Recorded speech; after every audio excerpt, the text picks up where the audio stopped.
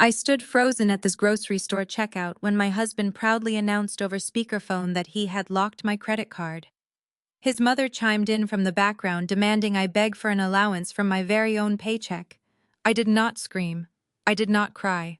I simply left my cart, drove to the bank, and initiated a financial execution that would end in police sirens and federal fraud charges before dinner time. Before I continue this story, let me know where you are watching from in the comments below.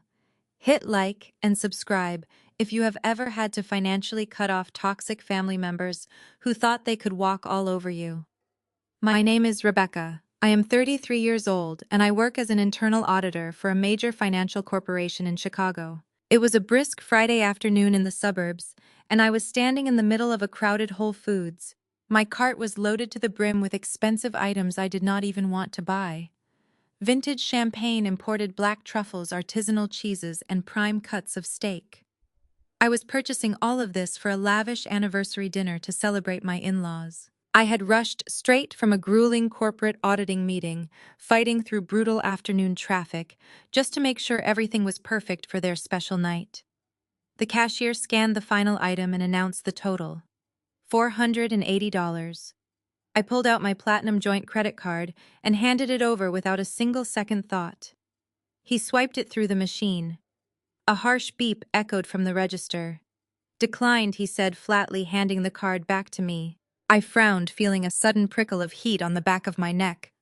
"That is impossible," I replied, my voice tight with embarrassment. "Please try it again. It might just be a chip reader error." He wiped the card on his apron and inserted it again. The machine processed for an agonizing 5 seconds before issuing the exact same harsh beep. "Declined again, ma'am." The woman standing behind me in line sighed heavily, shifting her heavy organic grocery bags. I could feel the eyes of at least a dozen impatient customers burning into my back.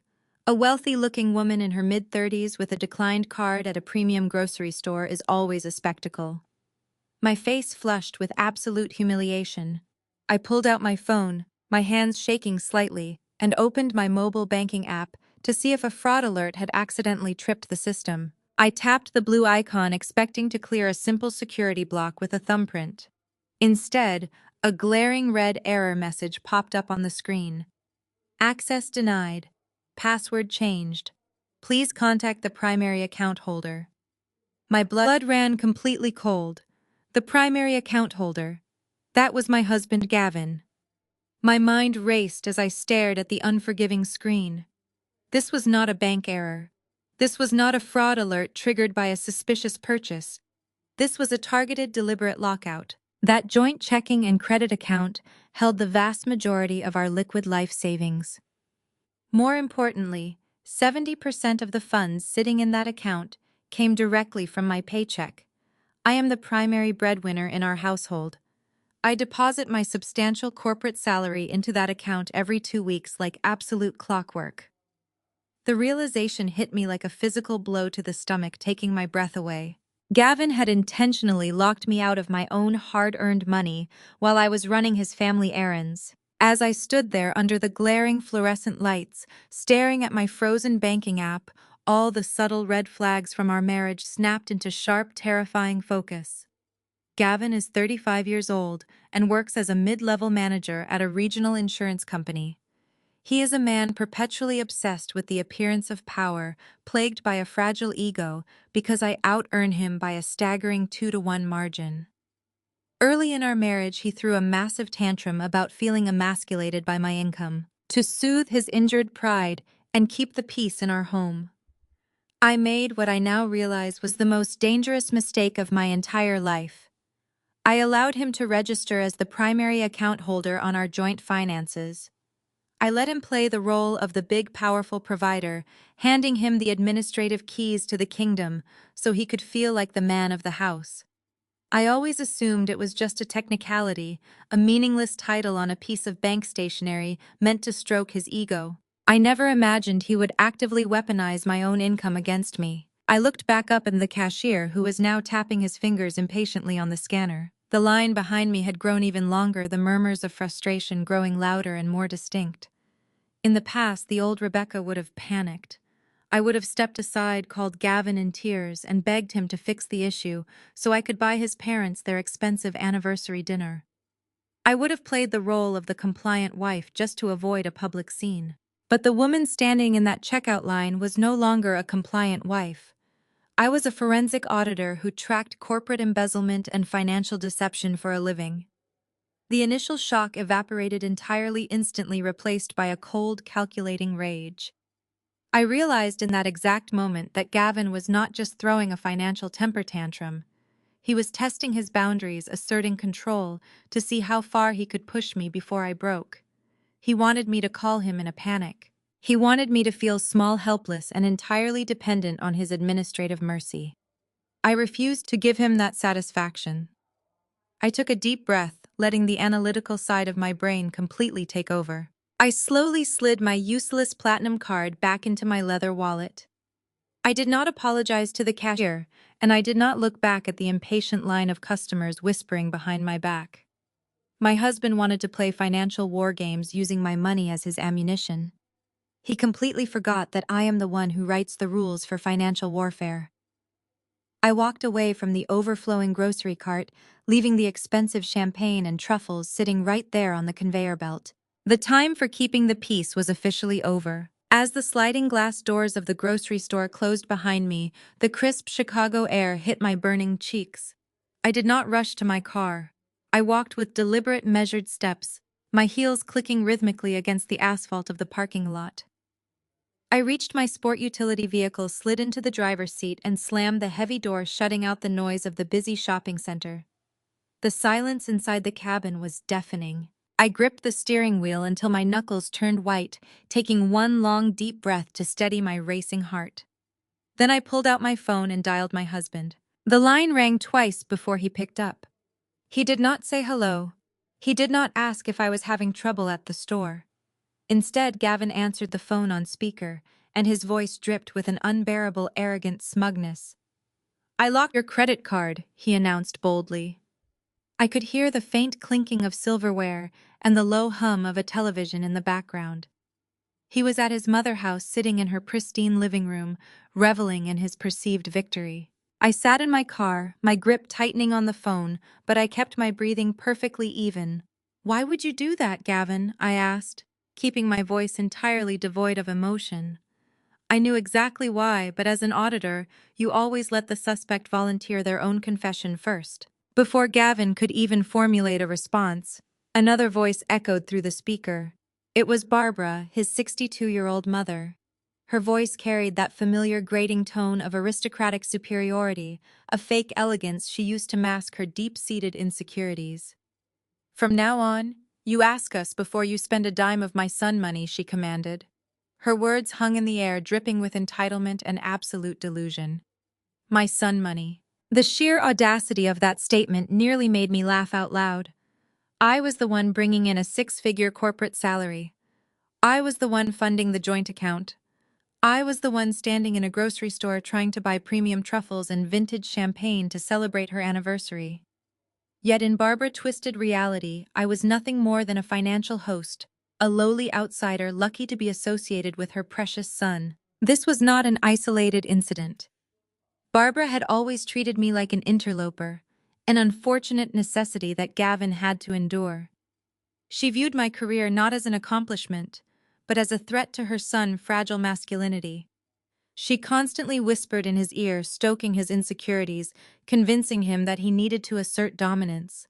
And Gavin, weak-willed and eternally desperate for his mother approval, always complied. I realized in that exact moment, sitting in the cold leather seat of my car, that my marriage was not a partnership. It was a hostile takeover. They did not see me as a wife or a daughter-in-law. They saw me as a wallet. The psychological pivot within my mind was instantaneous and absolute. A normal wife might have screamed into the receiver. A normal wife might have cried, begged for the card to be unlocked, or launched into a vicious argument about who contributed more to the household income. Gavin and Barbara were waiting for exactly that reaction. They were practically salivating over the speakerphone, waiting for me to break down, waiting for me to throw a hysterical fit so they could call me crazy and assert their absolute authority. They wanted the drama. They wanted the power trip. I refused to play their game. I refused to hand them the satisfaction of my tears.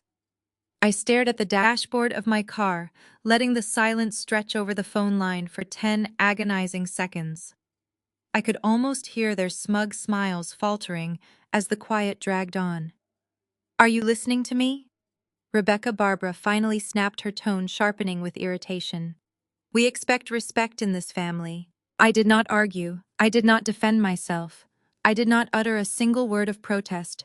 I simply pulled the phone away from my ear, pressed the red button, and ended the call.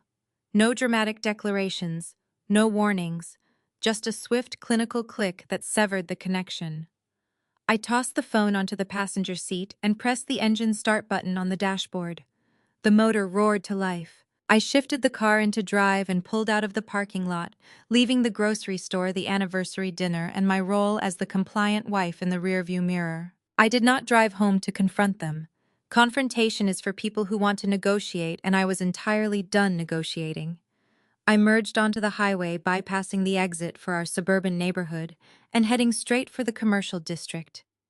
I was driving directly to the regional headquarters of Chase Bank.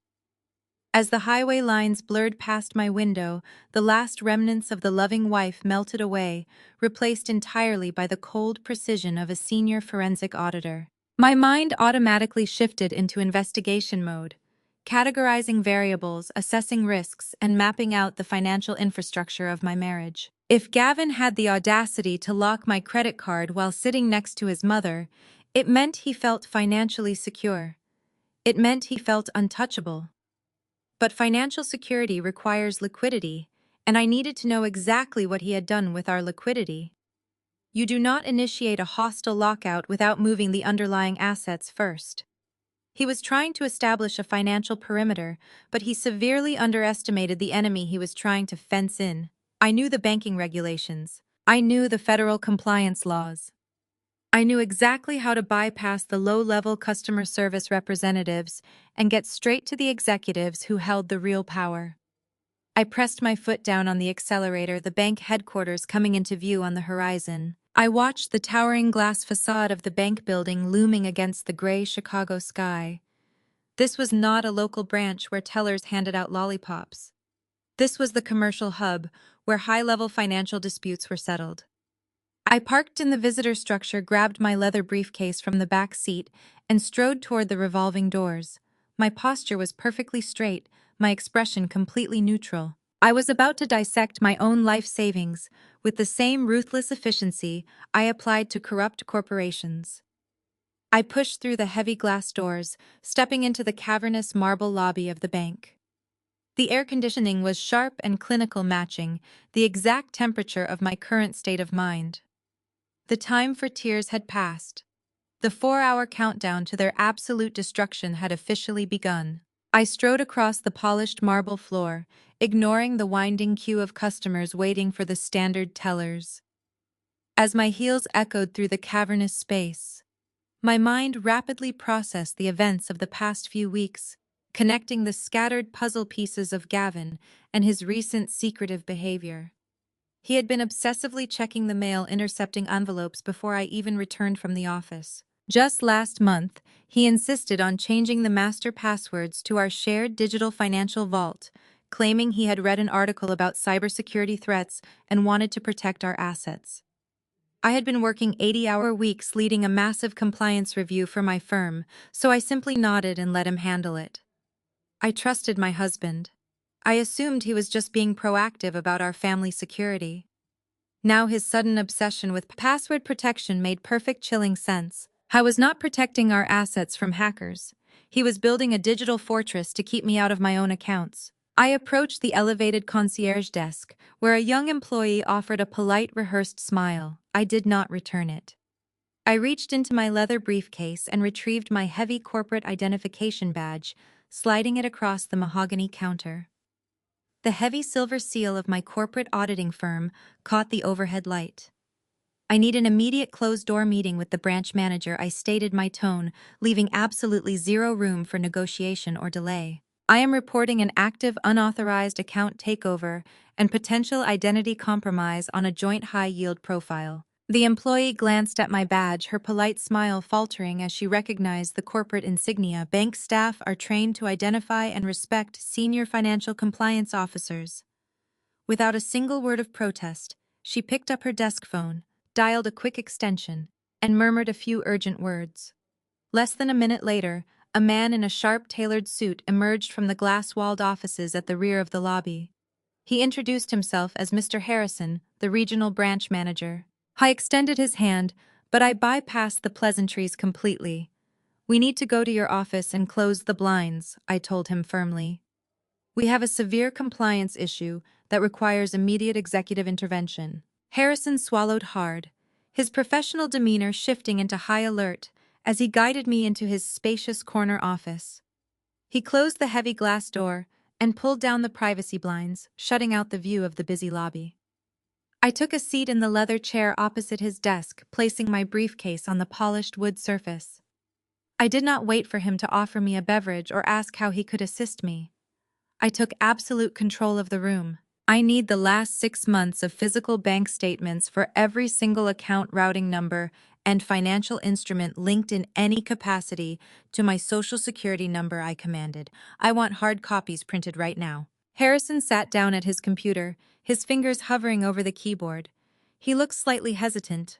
I can certainly assist you with your accounts, but if there is an active fraud situation, we usually start by freezing the primary cards." "I see here that your husband Gavin is listed as the primary account holder on the main checking and savings profiles. I might need his authorization to print the full historical ledgers for the joint portfolio." I leaned forward, resting my elbows on his desk, and fixed him with a relentless stare. "Mr. Harrison, you and I both know the federal banking regulations regarding joint financial instruments. As a fully registered joint account holder, I possess the exact same legal rights to access, review, and audit those funds as the primary account holder. Furthermore, I am formally declaring a suspicion of severe financial tampering. If you deny me access to my own financial records during an active fraud inquiry, you will be in direct violation of federal consumer protection laws, and I will personally ensure the Federal Reserve audits this specific branch by Monday morning. Print the statements." Harrison blanched. He immediately turned to his monitor, his fingers flying across the keyboard with frantic speed. "I understand completely, he stammered, printing the ledgers right away." The heavy industrial printer in the corner of his office whirred to life, spitting out page after page of dense financial data. I sat in silence, listening to the rhythmic sound of the machine printing out the autopsy of my marriage. When the printer finally stopped, Harrison gathered the thick stack of papers, stapled them securely, and slid them across the desk. I pulled a red pen from my briefcase and opened the first file. The top page displayed our joint savings account, the account where I diligently deposited my hefty corporate bonuses. I skipped the minor daily transactions and scanned the far right column, searching for the largest outbound numerical values. It took my trained eyes less than 10 seconds to find the massive gaping wound in my finances. I stopped breathing. The number printed on the page was so large it momentarily defied comprehension. This was not a simple matter of a locked credit card or a petty marital dispute over grocery money.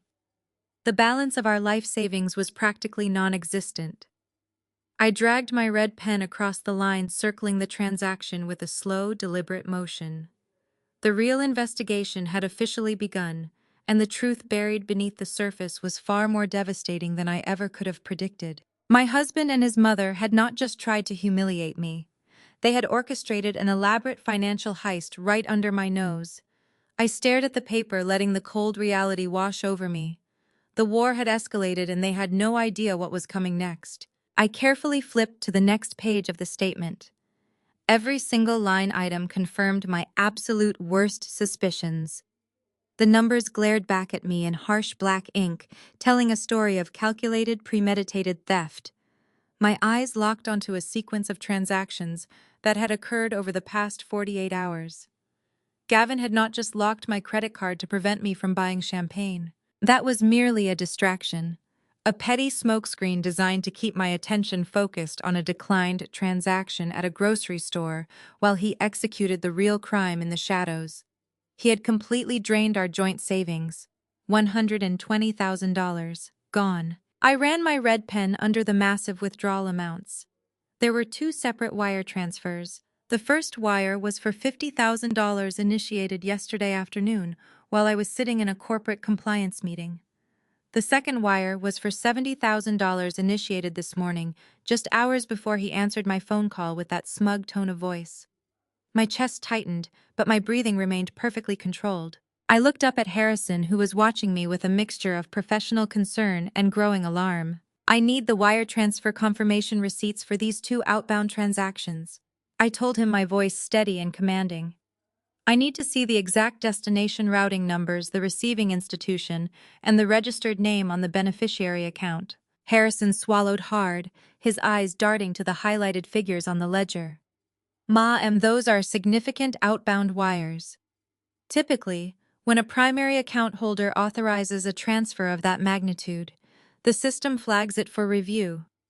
But since your husband has a long-standing relationship with this branch and authorized it securely through his authenticated portal, it bypassed the manual fraud hold. I am not asking for your system excuses, Mr. Harrison, I replied sharply, leaning across his desk.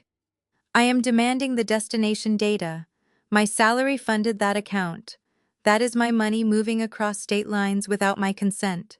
Print the wire receipts immediately. He nodded hastily and turned back to his computer screen, typing with rapid keystrokes. The printer hummed to life once more, producing two crisp sheets of paper. Harrison handed them over with trembling fingers. I snatched the pages from his hand and began analyzing the destination data. The funds had not been transferred into a standard personal checking account or a typical investment portfolio. The receiving routing number belonged to a specialized wealth management institution known for handling complex estate planning. I traced the beneficiary line. The recipient was not Gavin. The money had been funneled directly into a newly formed financial entity. It was an irrevocable trust. My eyes scanned the legal designation of the trust printed clearly on the wire receipt. The sole named beneficiary of the irrevocable trust was Barbara, my mother-in-law. The sheer audacity of the scheme struck me like a physical blow. An irrevocable trust is a highly specific legal instrument. Once money goes in, it cannot be easily taken out or altered by the grantor. It is designed to protect assets from creditors' lawsuits and, most importantly, divorcing spouses. They were not just hiding my money in a secret checking account, where it could be frozen or clawed back during a messy divorce proceeding. They were attempting to legally launder my hard-earned corporate salary by shielding it behind an impenetrable legal wall controlled entirely by Barbara. This completely shifted the paradigm of our conflict.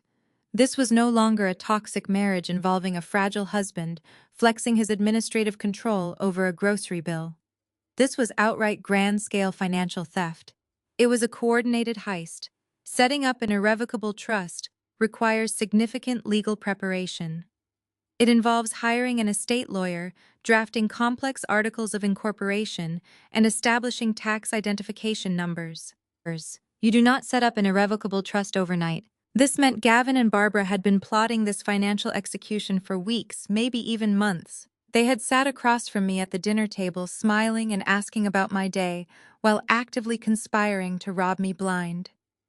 Barbara's condescending voice echoed in my memory, telling me to ask for permission before spending a dime of her son money. She was projecting her own theft onto me. She was already treating my life savings as her personal retirement fund. I sat back in the heavy leather chair, my mind calculating the legal and financial ramifications at lightning speed. An irrevocable trust is difficult to pierce, but it is not impossible, especially when the funds used to seed it are proven to be the product of active marital fraud and embezzlement.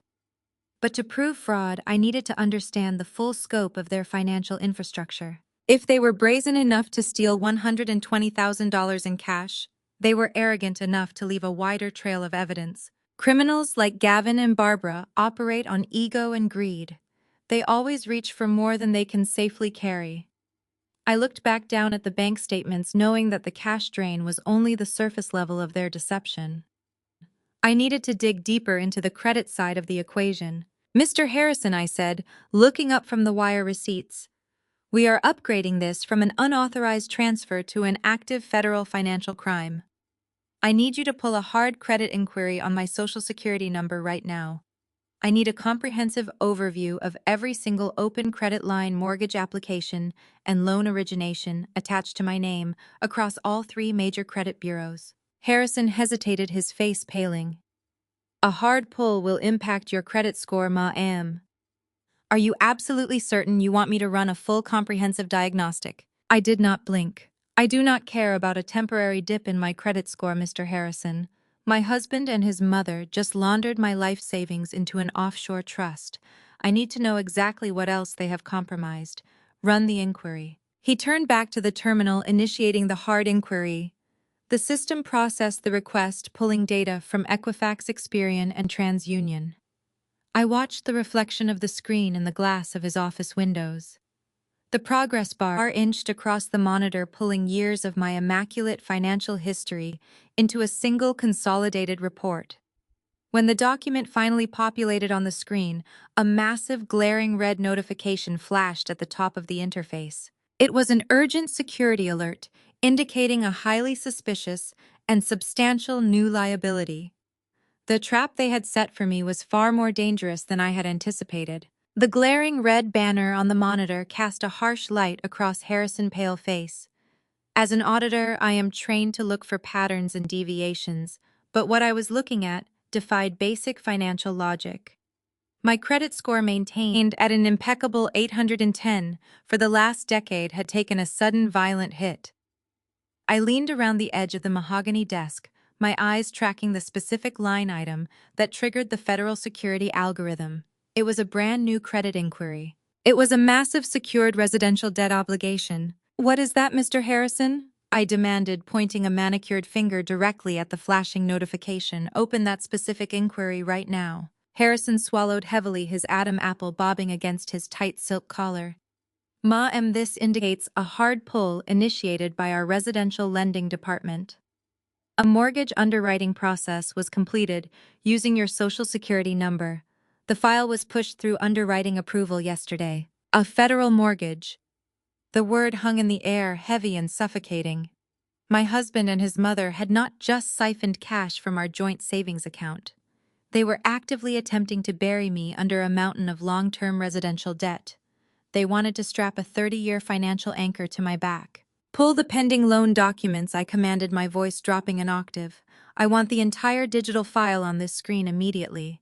I want the property address, the loan amount, the listed cosigners, and the closing schedule. Harrison hesitated, his hands hovering above his keyboard. Ma'am, if you are telling me you did not authorize this mortgage application, then accessing the closing documents crosses into a federal fraud investigation. I should call internal security before we open a sealed file. You are already in the middle of a federal fraud investigation, Mr. Harrison. The criminals just happen to be the primary account holders at your branch. If you delay my access to these documents, while a fraudulent loan is pending disbursement, you become an accessory to federal identity theft. I am a licensed corporate auditor, and I am instructing you to open that file before the perpetrators successfully secure the funds. Open it up right now. His resistance crumbled under the sheer force of my authority. He navigated away from the credit bureau interface and logged directly into the bank, extremely secure residential lending portal. He typed in my social security number, and the screen populated with a massive digital dossier. The header of the file confirmed my worst fears. It was a fully approved mortgage agreement. I leaned closer to the monitor, analyzing the loan parameters with clinical precision. The total approved loan amount was $400,000. The property itself was a luxury vacation villa in Florida. I scanned down to the ownership deed section. The property was not going to be jointly owned by Gavin and me. The deed was assigned directly to the irrevocable trust Gavin had just funded. The very same trust controlled entirely by Barbara. They were buying a $400,000 vacation home for my mother-in-law. But the remaining balance, the massive $400,000 principal, was guaranteed entirely by my pristine credit history and my corporate salary. They were using me as a human shield to absorb the debt while they enjoyed the asset. When is the scheduled disbursement? I asked, my eyes darting across the digital paperwork to find the closing timeline. Harrison scrolled down to the final page of the underwriting file. The funds are currently scheduled to be wired to the title company in Florida today, he said, his voice barely above a whisper. The remote closing appointment is set for 5 o'clock this evening Eastern Standard Time. I checked the gold watch on my wrist. It was exactly 1 o'clock in the afternoon. I had exactly 4 hours to dismantle a $500,000 federal crime before the funds were legally transferred and the deed was recorded. Scroll down to the signature pages, I instructed. If this loan was approved, my signature has to be on the promissory note and the federal truth in lending disclosures. Harrison scrolled to the bottom of the digital packet. There on the glowing screen were the final execution documents. At the bottom of each page, right next to Gavin's signature, was my name. It was an expert digital forgery. The slant of the letters, the pressure of the digital stylus, the loops on the vowels. It was a near-perfect replica of my signature, but I knew instantly it was a fake. He could never fool the woman whose identity he was stealing. He forged my signature on federal housing documents. I stated the gravity of the crime settling over the room. That is wire fraud, identity theft, and mortgage fraud. He is looking at a minimum of 10 years in a federal penitentiary for this alone. This realization fundamentally changed the landscape of the war I was fighting. Gavin and Barbara were not just greedy relatives trying to squeeze a few extra dollars out of a successful daughter-in-law. They were active felons executing a highly sophisticated financial scheme. They believed my commitment to family harmony and my desire to avoid public embarrassment would prevent me from ever calling the authorities. They calculated every single angle except one. They forgot that I destroy corrupt financial systems for a living. I do not hide fraud to keep the peace. I expose it to watch it burn entirely to the ground. Mr. Harrison, I said firmly, we are going to legally stop this unauthorized disbursement. Open the routing ledger for the cash they funneled into Barbara Trust. I need to see exactly where else that fraudulent trust is pulling its dirty stolen money from. Harrison did not argue. He immediately pulled up the complete master ledger. Their ultimate destruction had officially begun right now. Harrison clicked a few keys and the master ledger for the irrevocable trust materialized on the monitor. As the rows of data populated the screen, the profound psychological weight of their betrayal crashed over me in a new wave.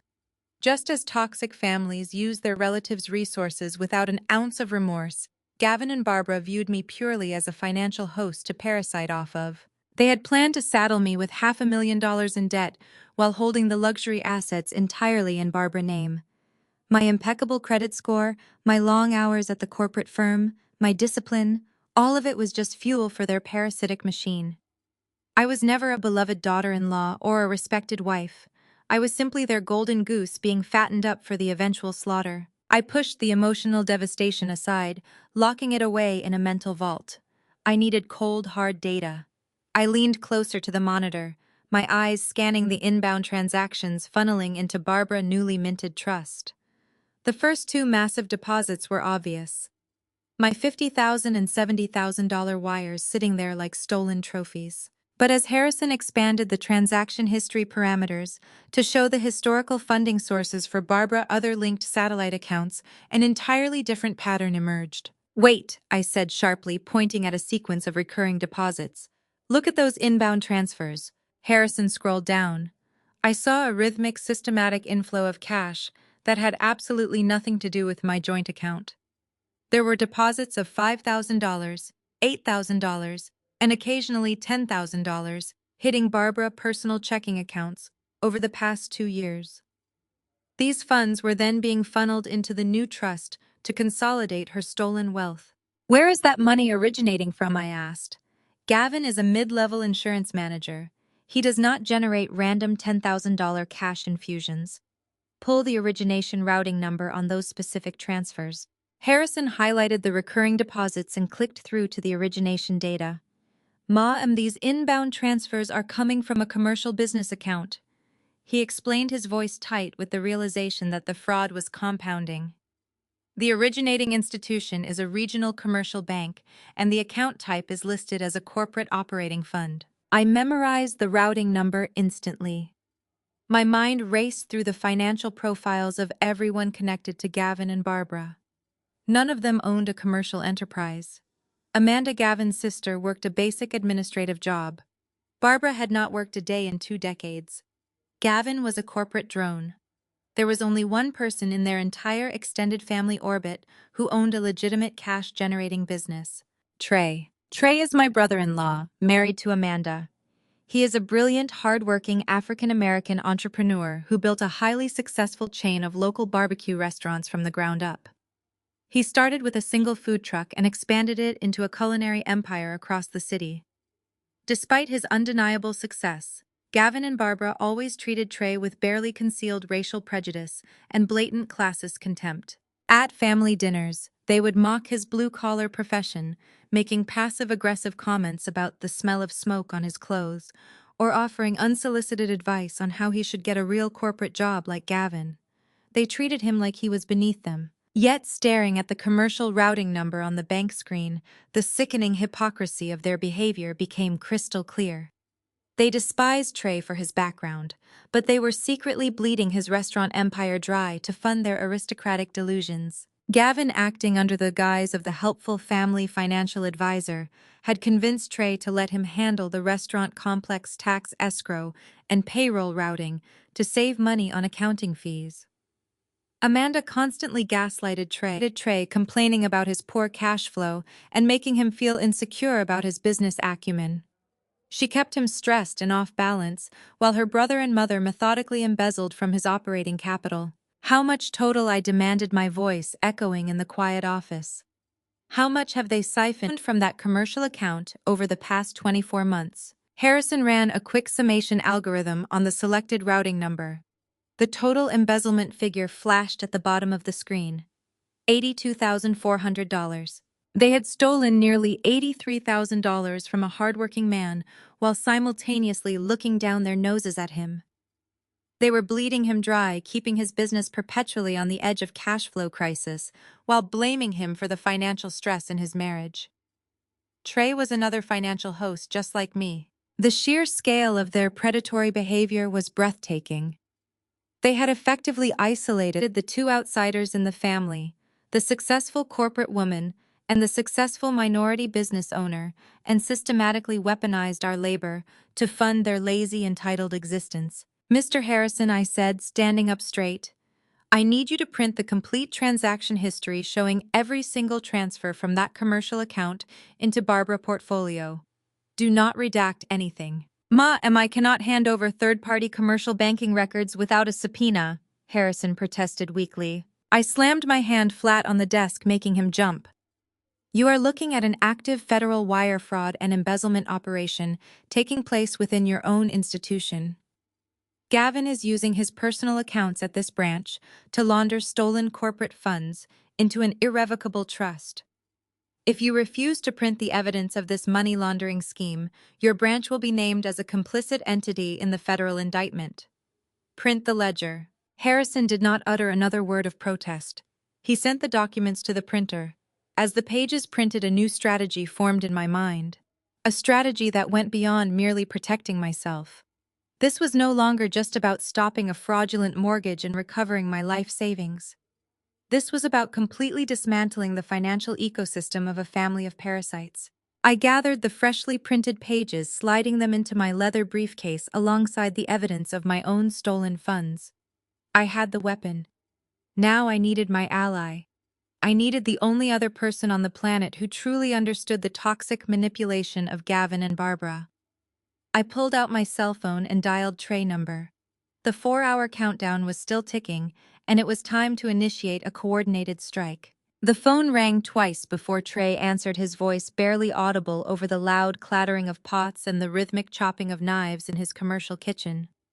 "Hey, Rebecca," he shouted, attempting to project over the background noise. "Is everything okay? You never call me during the lunch rush." I kept my tone deliberately flat and completely devoid of any casual pleasantries. "Trey, I need you to drop whatever you are doing right now. Walk out of your kitchen, get into your car, and drive directly to the Chase Bank headquarters downtown. Bring your corporate laptop and your administrative access tokens for your business accounts." The background noise on his end suddenly muffled as he clearly stepped into a walk-in refrigerator or a private office. "Rebecca, what is going on?" he asked, his tone shifting from distracted to highly alert. "Did something happen to Gavin or Amanda?" Something happened to you, Trey, I replied, leaning against the heavy glass wall of the branch manager office. Gavin has been acting as your financial advisor for the past 2 years, correct? He manages your tax escrow and handles your corporate payroll routing. Yes, Trey confirmed cautiously. Amanda insisted on it. She said keeping the accounting inside the family would save me thousands in corporate retainer fees. Why? Because keeping it inside the family allowed your wife and her brother to systematically embezzle over $80,000 from your operating capital, I stated, laying out the brutal truth without an ounce of sugarcoating. They have been funneling your restaurant profits into an irrevocable trust controlled entirely by Barbara. Get to the bank, Trey. I have the paper trail, and we have less than 4 hours to stop them from securing a $500,000 federal mortgage using our stolen money. There was a sharp intake of breath on the other end of the line. The silence that followed was heavy with the sudden crushing realization of profound betrayal. I will be there in 15 minutes, Trey said. His voice was no longer the warm, jovial tone of the barbecue pitmaster. It was cold, hard, and dangerously calm. He hung up the phone. I turned back to Mr. Harrison, who was now sweating profusely through his expensive suit. I need a private conference room, I instructed. One with secure encrypted internet access and a high-resolution dual-monitor display. And I need a fresh pot of black coffee.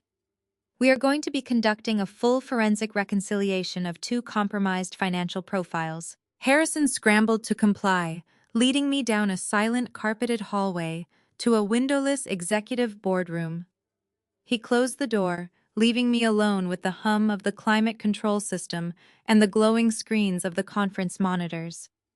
I arranged my printed ledgers across the long mahogany table, aligning the theft of my life savings on the left and the systematic draining of Trey restaurant capital on the right. Exactly 14 minutes later, the heavy boardroom door swung open. Trey stepped inside. He was still wearing his black chef coat, smelling faintly of hickory smoke and spice rub, but his eyes were entirely devoid of warmth. He carried a heavy, matte black laptop under one arm. He did not say a word as he approached the table and set his computer down, plugging it directly into the encrypted network. Show me, he demanded. I slid the stack of wire transfer receipts and the commercial routing ledgers across the polished wood.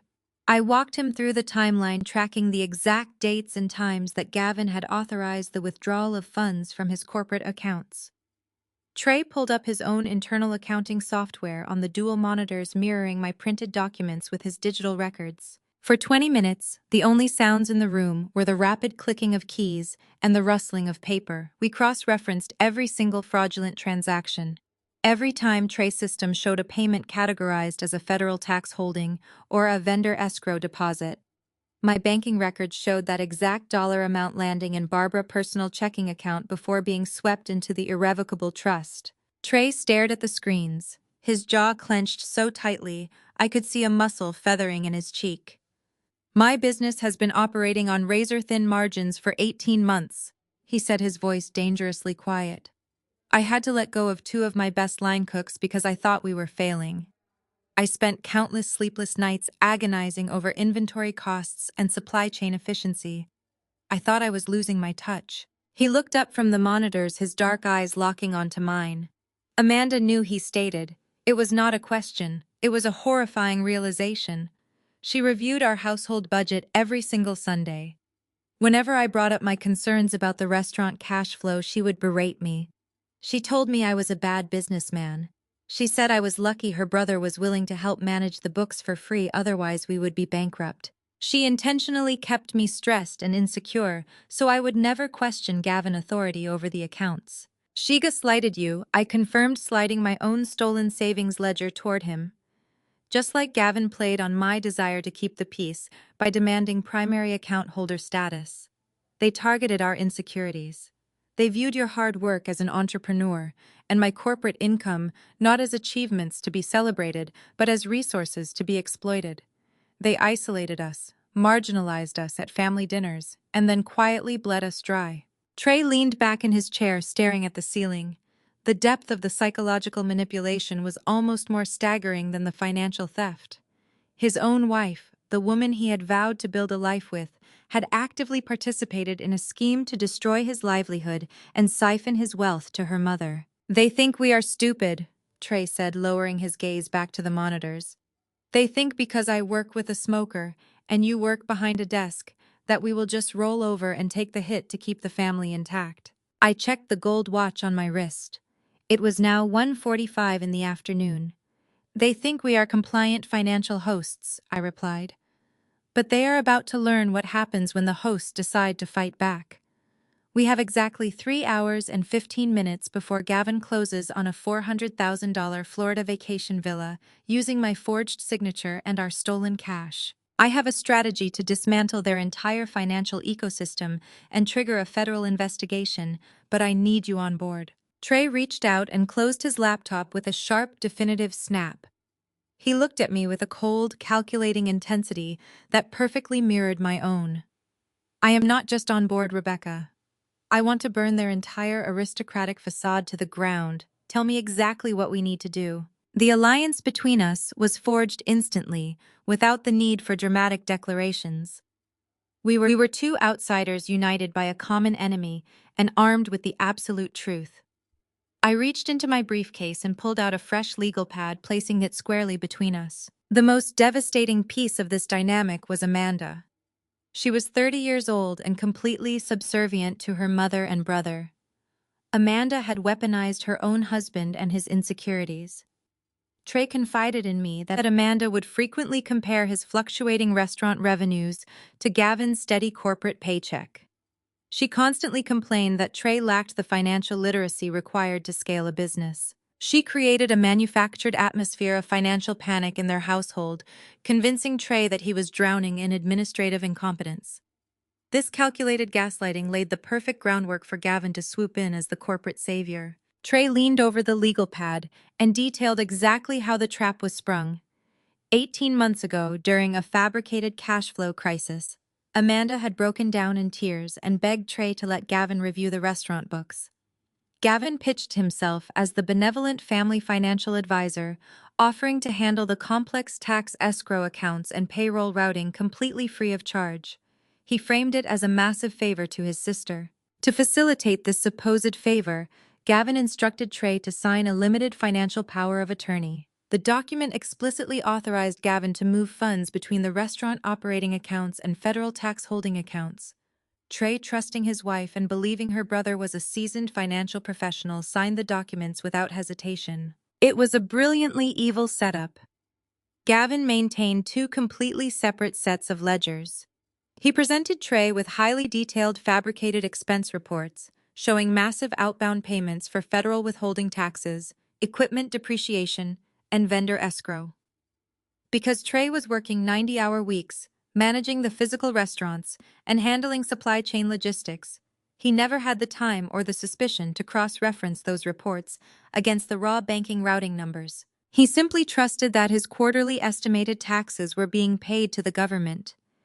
In reality, those funds were never sent to the Internal Revenue Service. This meant Gavin had not only stolen $82,400, but he had also exposed Trey to massive federal tax liabilities and potential audits. Gavin was bleeding the business dry, routing those massive capital reserves directly into Barbara's lavish lifestyle.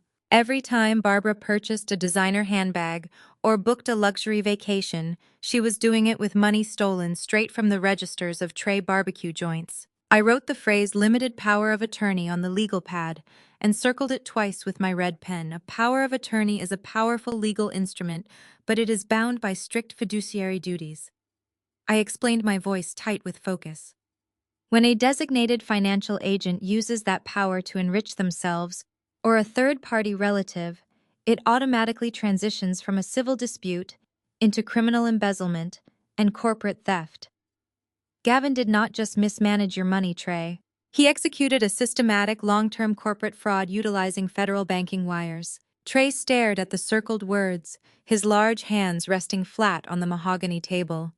The sheer betrayal ran deeper than the stolen capital. It was the absolute humiliation of realizing his own wife had orchestrated his failure.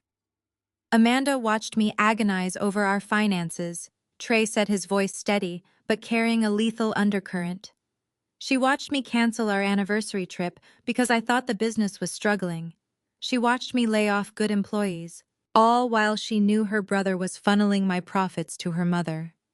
They used my skin color and my background against me.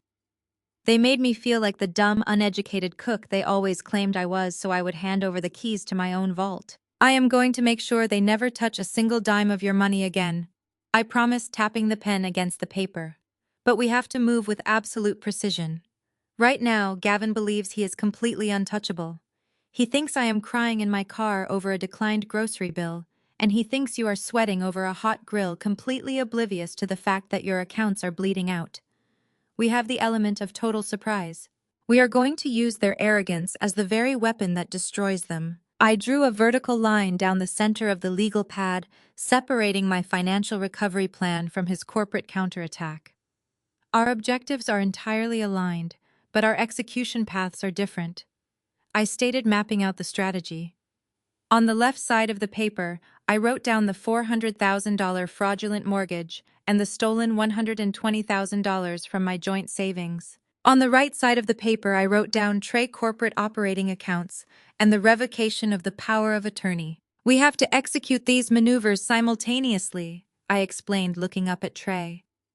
If Gavin receives a commercial banking alert that his administrative access to your corporate accounts has been abruptly severed, he might panic. His immediate reaction would be to accelerate the remote closing on the Florida villa or attempt to wire my stolen savings into an untraceable offshore holding account to secure his stolen wealth. Conversely, if I freeze my joint assets too early and alert him to my investigation, he might drain the absolute last remaining capital from your restaurant accounts to cover his legal tracks and secure emergency cash. We cannot afford a single misstep or a premature notification. We have to strike in absolute tandem. We are going to sever his financial access points across the board, creating a total simultaneous blackout of his monetary control. Trey nodded, his dark eyes tracking the plan I had laid out on the pad. He reached out and tapped the right side of the paper. Tell me exactly who I need to call to lock him out of my business accounts for good. We are going to shut off the valve and then we are going to watch them suffocate. We are going to shut off the valve and then we are going to watch them suffocate. Trey repeated, his voice resonating with a quiet, lethal authority. I nodded and tapped the face of my gold wristwatch. It is now exactly 2:00 in the afternoon. We have 3 hours before the title company in Florida expects that $400,000 wire transfer to clear. We are going to initiate a hard stop on that mortgage first. Once the federal freeze is active on the residential loan, we will immediately pivot to the cash assets. I gathered the printed ledgers and the wire transfer receipts, sliding them back into my leather briefcase. I left out the single page containing the fraudulent mortgage underwriting approval, displaying my forged signature. I am going to summon Mr. Harrison back into this room, I told Trey. When he sits down, I am going to formally declare federal identity theft. That specific declaration triggers mandatory compliance protocols under the Bank Secrecy Act and the Patriot Act. Harrison will have absolutely no choice but to lock down the Florida disbursement and notify the federal authorities. While I handle the mortgage fraud, I need you to dial your commercial banking liaison.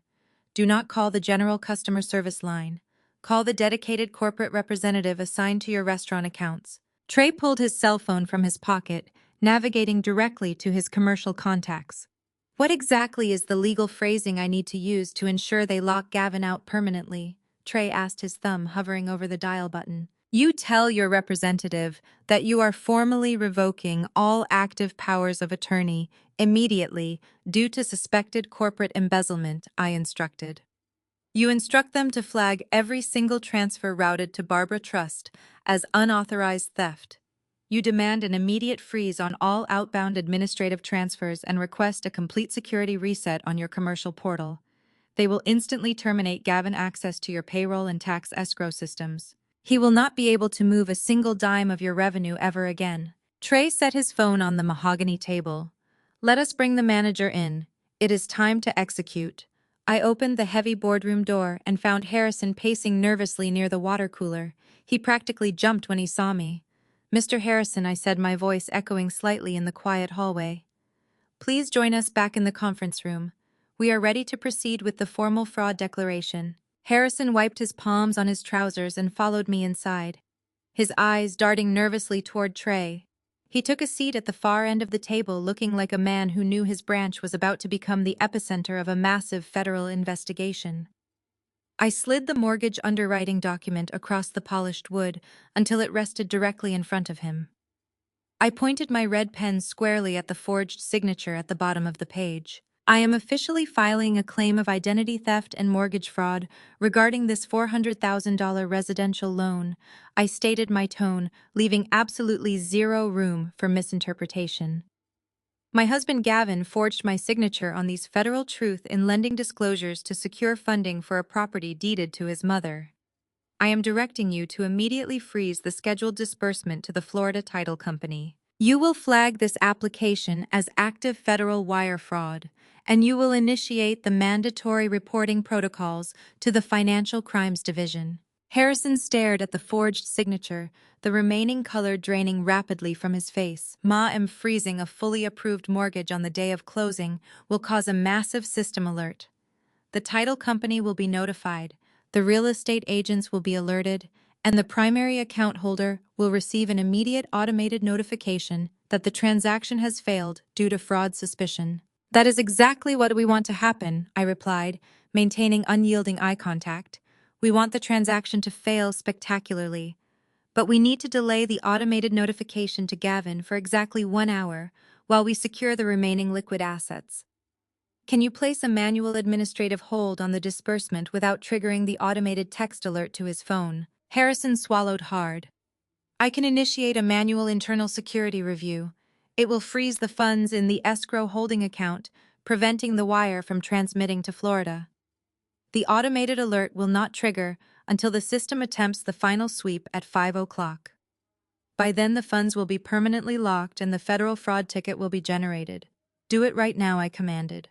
While Harrison frantically typed on his secure tablet to initiate the manual administrative hold, Trey picked up his cell phone and dialed his commercial banking representative. He placed the call on speakerphone, setting the device on the table. A professional female voice answered within 2 rings. Good afternoon, this is Corporate Banking Services. How can I assist you today? This is Trey calling regarding my primary restaurant operating accounts. I am calling to formally revoke the limited financial power of attorney granted to Gavin immediately. I am declaring suspected corporate embezzlement and unauthorized transfer of capital. The cheerful tone of the representative vanished instantly, replaced by sharp professional urgency. Sir, I am initiating a security protocol right now. I am terminating all third-party administrative access to your profiles. Can you confirm if you suspect specific transactions to be fraudulent? Trey looked at the printed ledgers I had provided, tracking the $82,400 that had been siphoned from his business. Every single outbound transfer routed to the irrevocable trust in the name of Barbara over the past 24 months is unauthorized, he stated, his voice radiating a lethal calm. They were disguised as tax escrow payments, but they were stolen. I need those transactions flagged for internal investigation, and I need all remaining operating capital transferred to a new secure corporate account that only I control. I am processing the security reset immediately, sir. The representative replied, the sound of rapid typing echoing over the speaker. The previous administrative tokens have been destroyed. The suspect user has been permanently locked out of the commercial portal. We will assign a fraud investigator to your file by tomorrow morning to begin tracking the unauthorized routing numbers. Trey ended the call and looked across the table at me. A fierce, triumphant energy crackled in the room. Amanda had spent 2 years convincing him he was a failing businessman, keeping him exhausted and doubting his own capabilities. Gavin had smiled in his face at family barbecues, eating the food Trey cooked while systematically robbing the cash registers. They had weaponized his trust and exploited his dedication. But with one phone call, the blood supply to their aristocratic delusion had been severed.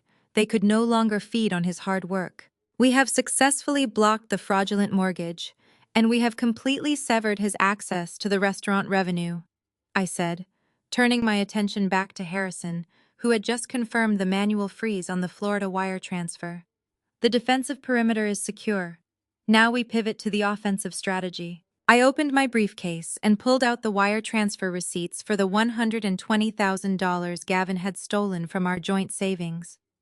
It was time to execute the clawback. It was time to drain the thief. I placed the wire transfer receipts on the mahogany table right next to the newly printed federal fraud alert. "Mr. Harrison," I said, pointing to the two outbound transactions, totaling $120,000. "I am initiating an immediate wire recall on both of these transfers because they were executed within the last 48 hours and are directly tied to an active federal mortgage fraud investigation. This institution has the legal authority to reverse the settlement. Pull the funds back right now." Harrison wiped a bead of sweat from his forehead. Wire recalls from an irrevocable trust at an external institution are notoriously difficult.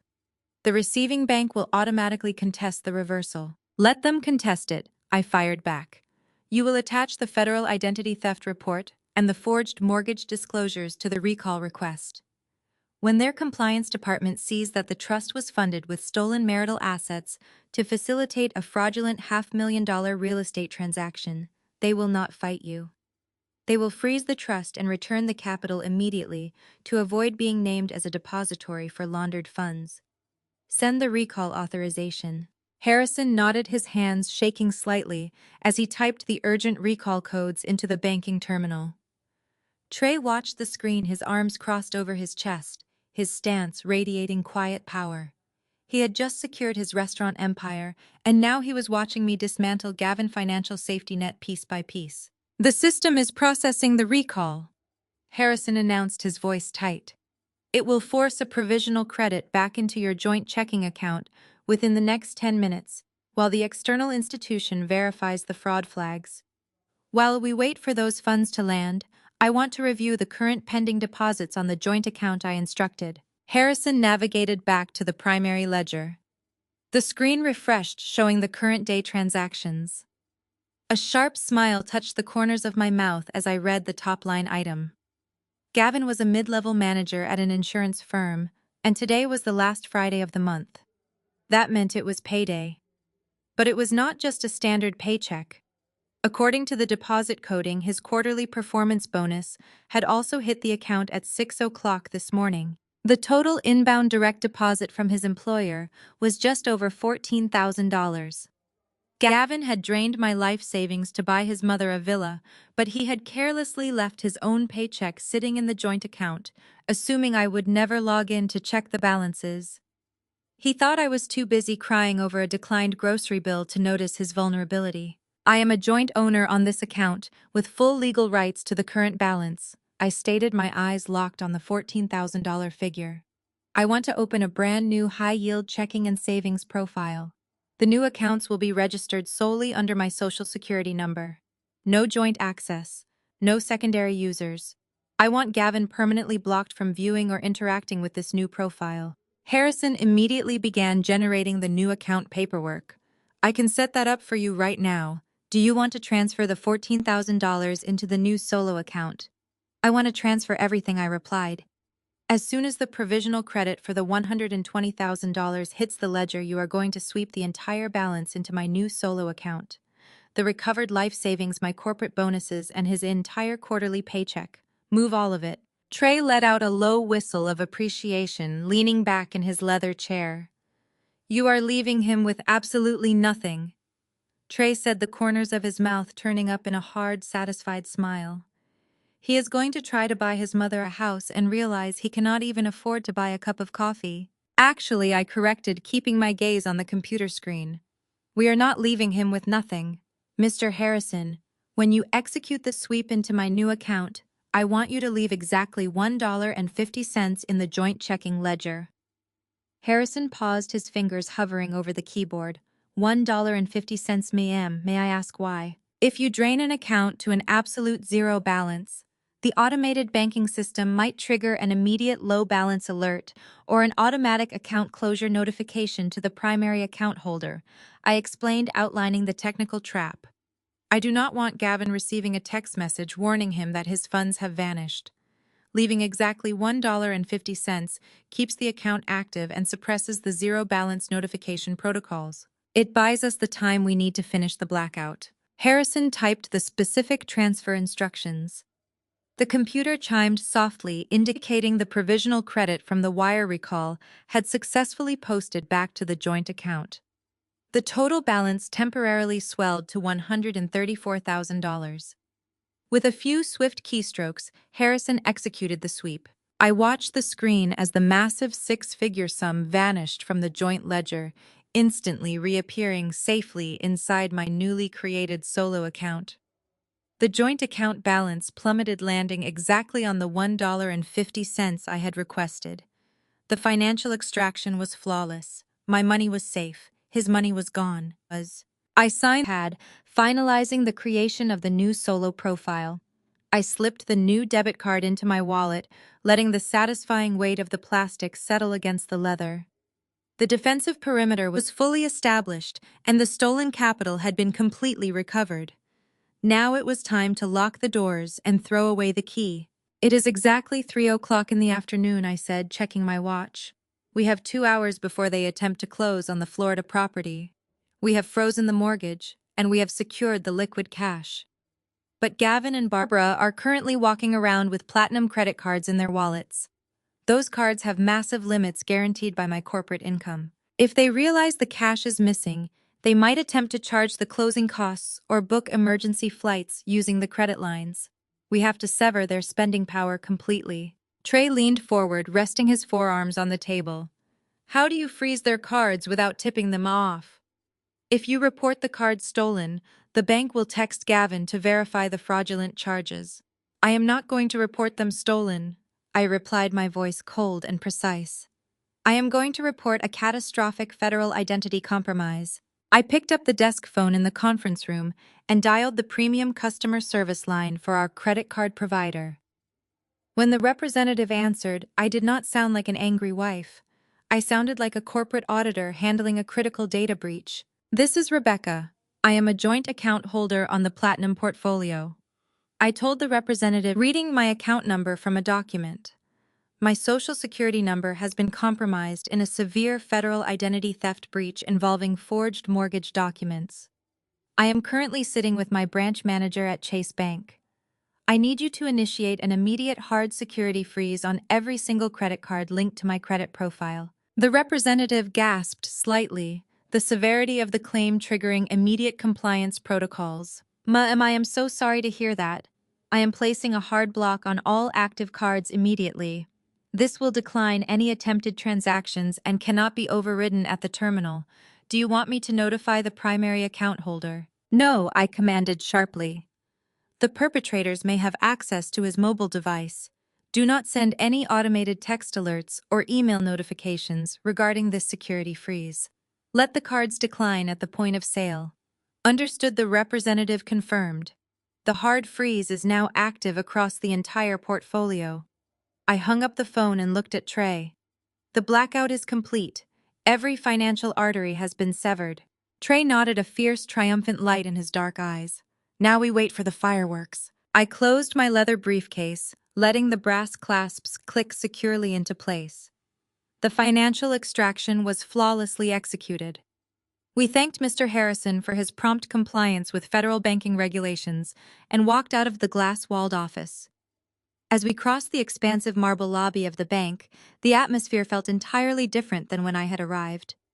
I was no longer a humiliated wife running from a declined grocery bill. I was a corporate auditor who had just engineered the complete financial annihilation of my abusers. Trey matched my brisk pace, his presence radiating a formidable calm. We stepped out into the Chicago afternoon. The sun was beginning its slow descent, casting long shadows across the concrete parking structure. We did not need to speak to coordinate our next move. We got into our respective vehicles and drove straight to his flagship barbecue restaurant located in the bustling West Loop district. It was just past 4 in the afternoon, the quiet lull between the busy lunch rush and the chaotic dinner service. Trey dismissed his remaining front-of-house staff, telling them he was closing the dining room for a private corporate event. He locked the heavy glass entry doors, flipping the open sign to closed. The restaurant smelled incredibly rich, a deep, comforting blend of smoked hickory and savory spices. It was the scent of his relentless hard work, the very labor Gavin and Barbara had so casually exploited. Trey walked behind the custom mahogany bar and retrieved a bottle of premium aged bourbon. He poured 2 generous measures into heavy crystal glasses, sliding one across the polished wood counter to me. We clinked the glasses together, a silent toast to surviving the narcissistic abuse of a family that saw us only as expendable resources. The bourbon burned smoothly down my throat, settling the residual adrenaline thrumming in my veins. We sat at a corner booth watching the digital clock on my phone screen inch closer and closer to 5 o'clock. At that exact moment, hundreds of miles away, in a pristine air-conditioned title office in Florida, Gavin and Barbara were sitting in plush leather chairs.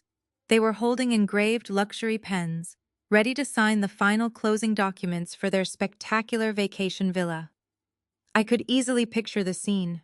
Barbara wearing her excessive jewelry and a smug expression, acting like the aristocratic matriarch she desperately pretended to be. Gavin sitting beside her, puffing out his chest, playing the role of the incredibly successful son providing for his mother. The real estate agent. A woman dressed in high-end designer clothing smiled warmly at them across the glossy conference table. She organized the thick stack of execution documents and tapped her manicured finger on the settlement statement.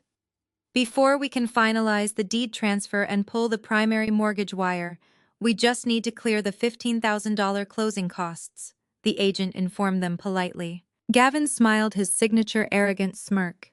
He reached into his designer wallet and proudly produced his platinum credit card. He handed it across the table with a flourish, fully expecting to impress the agent with his massive credit limit. The agent took the card and ran it through the encrypted terminal on her desk. The machine emitted a harsh, sharp beep. The screen flashed a bright red error message. Declined. Gavin frowned, his fragile ego instantly bruising in front of the wealthy real estate agent. He let out a nervous, dismissive laugh. "That must be a simple security flag," he said confidently. "I travel frequently, and the fraud department can be overly aggressive. Just try my mother card." Barbara shot a brief, annoyed glance at her son, but quickly recovered her aristocratic facade. She retrieved her own premium credit card and handed it over with an elegant flick of her wrist. The agent swiped the second card. The machine beeped again, even louder this time. Declined. Do not honor. The atmosphere in the title office shifted immediately from celebratory to uncomfortably tense. The real estate agent's smile tightened. "Both cards have been securely locked by the issuing institution," she stated, her tone dropping its previous warmth. "We cannot proceed with the closing costs." Gavin's face flushed a deep, humiliating red. He pulled out his cell phone, frantically tapping the screen to access his mobile banking application. He expected to see a balance of over $100,000 in our joint account. Instead, the screen loaded to display an active balance of exactly $1.50. His heart dropped into his stomach. He tried to switch the view to his mother, newly formed irrevocable trust account, but the application completely froze, displaying an ominous message requesting he contact federal compliance. "Just pull the main mortgage wire," Gavin demanded, his voice cracking with sudden raw panic. "The loan is fully approved. Just pull the $400,000, and we will sort out the closing costs with a certified check tomorrow." The real estate agent sighed and turned to her primary desktop monitor to initiate the secure wire draw from the federal lending portal. She entered the unique mortgage identification number and hit execute. The entire portal locked down. A massive, glaring alert commandeered her screen. The message was unmistakable. Frozen. Active federal fraud investigation. Suspected identity theft and forged signatures.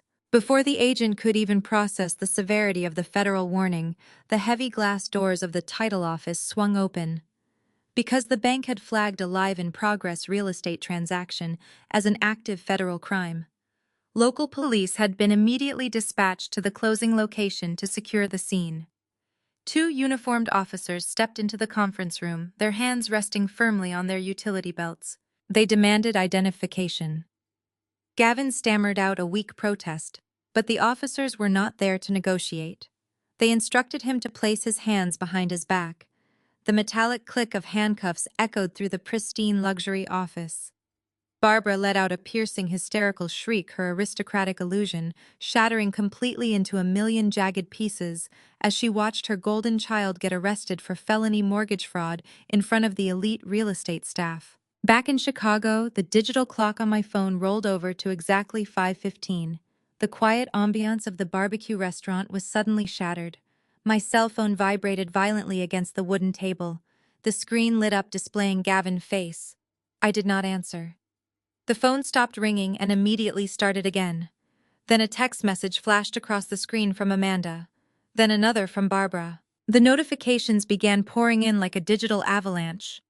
The phone buzzed and danced across the table, relentless and frantic. Trey leaned forward, resting his elbows on the table, his eyes fixed on the chaotic screen. "They know," he said, his voice dark and satisfied. "They definitely know." I watched the missed call counter climb higher and higher. 10, 20, 50.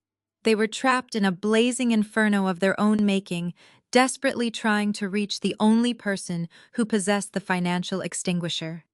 I took another slow, deliberate sip of my bourbon, letting the counter hit exactly 99 missed calls before I finally reached out and picked up the device. It was time to answer the phone.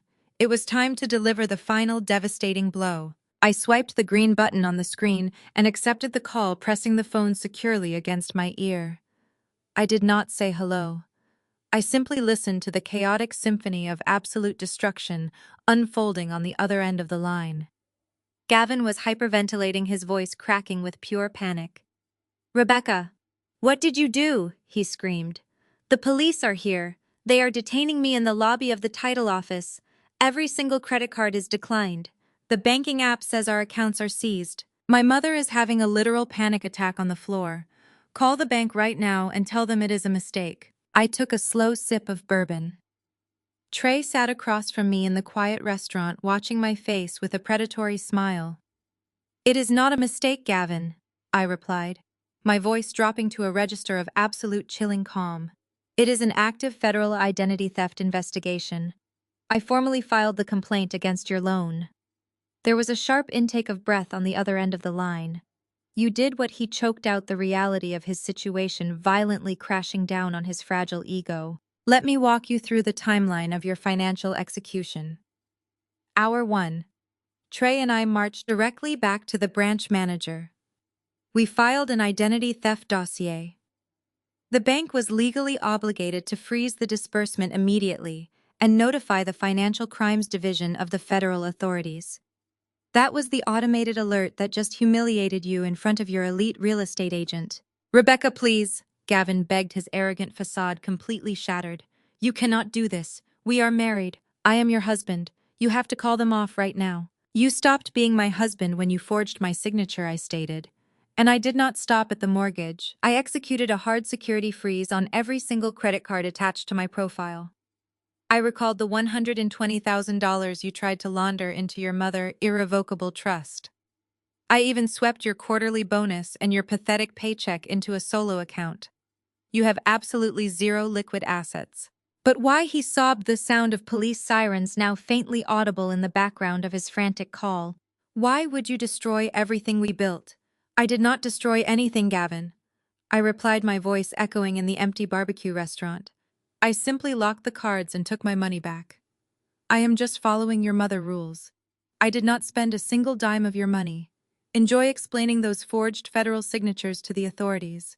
I am hanging up now." I ended the call, leaving him to face the devastating consequences of his own greedy actions. I tapped the screen 2 more times and permanently blocked his number across all communication platforms.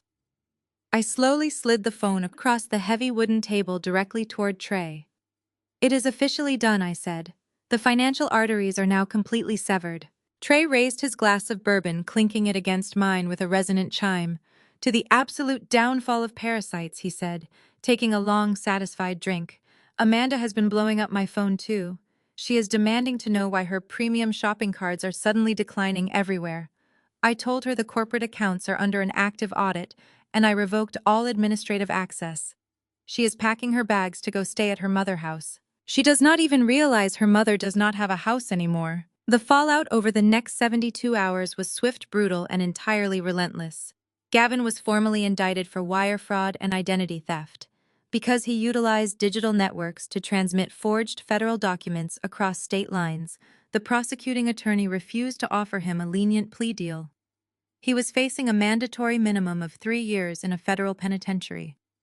With Gavin entangled in the criminal justice system, I filed for a ruthless, uncontested divorce. Since he was facing felony charges for extreme financial abuse, I petitioned the court for 100% retention of my assets, including the recouped savings and my corporate income. The judge granted the petition without a single moment of hesitation. Barbara faced an equally devastating reality. Stripped of her stolen wealth and facing potential accomplice charges for the fraudulent trust, she was forced to liquidate her remaining meager assets to pay for legal defense fees. The bank foreclosed on her primary residence. The aristocratic matriarch who had spent years looking down her nose at everyone around her was evicted by county sheriffs. She was forced to move into a tiny, rundown apartment on the outskirts of the city, completely losing her social standing and her elite country club memberships.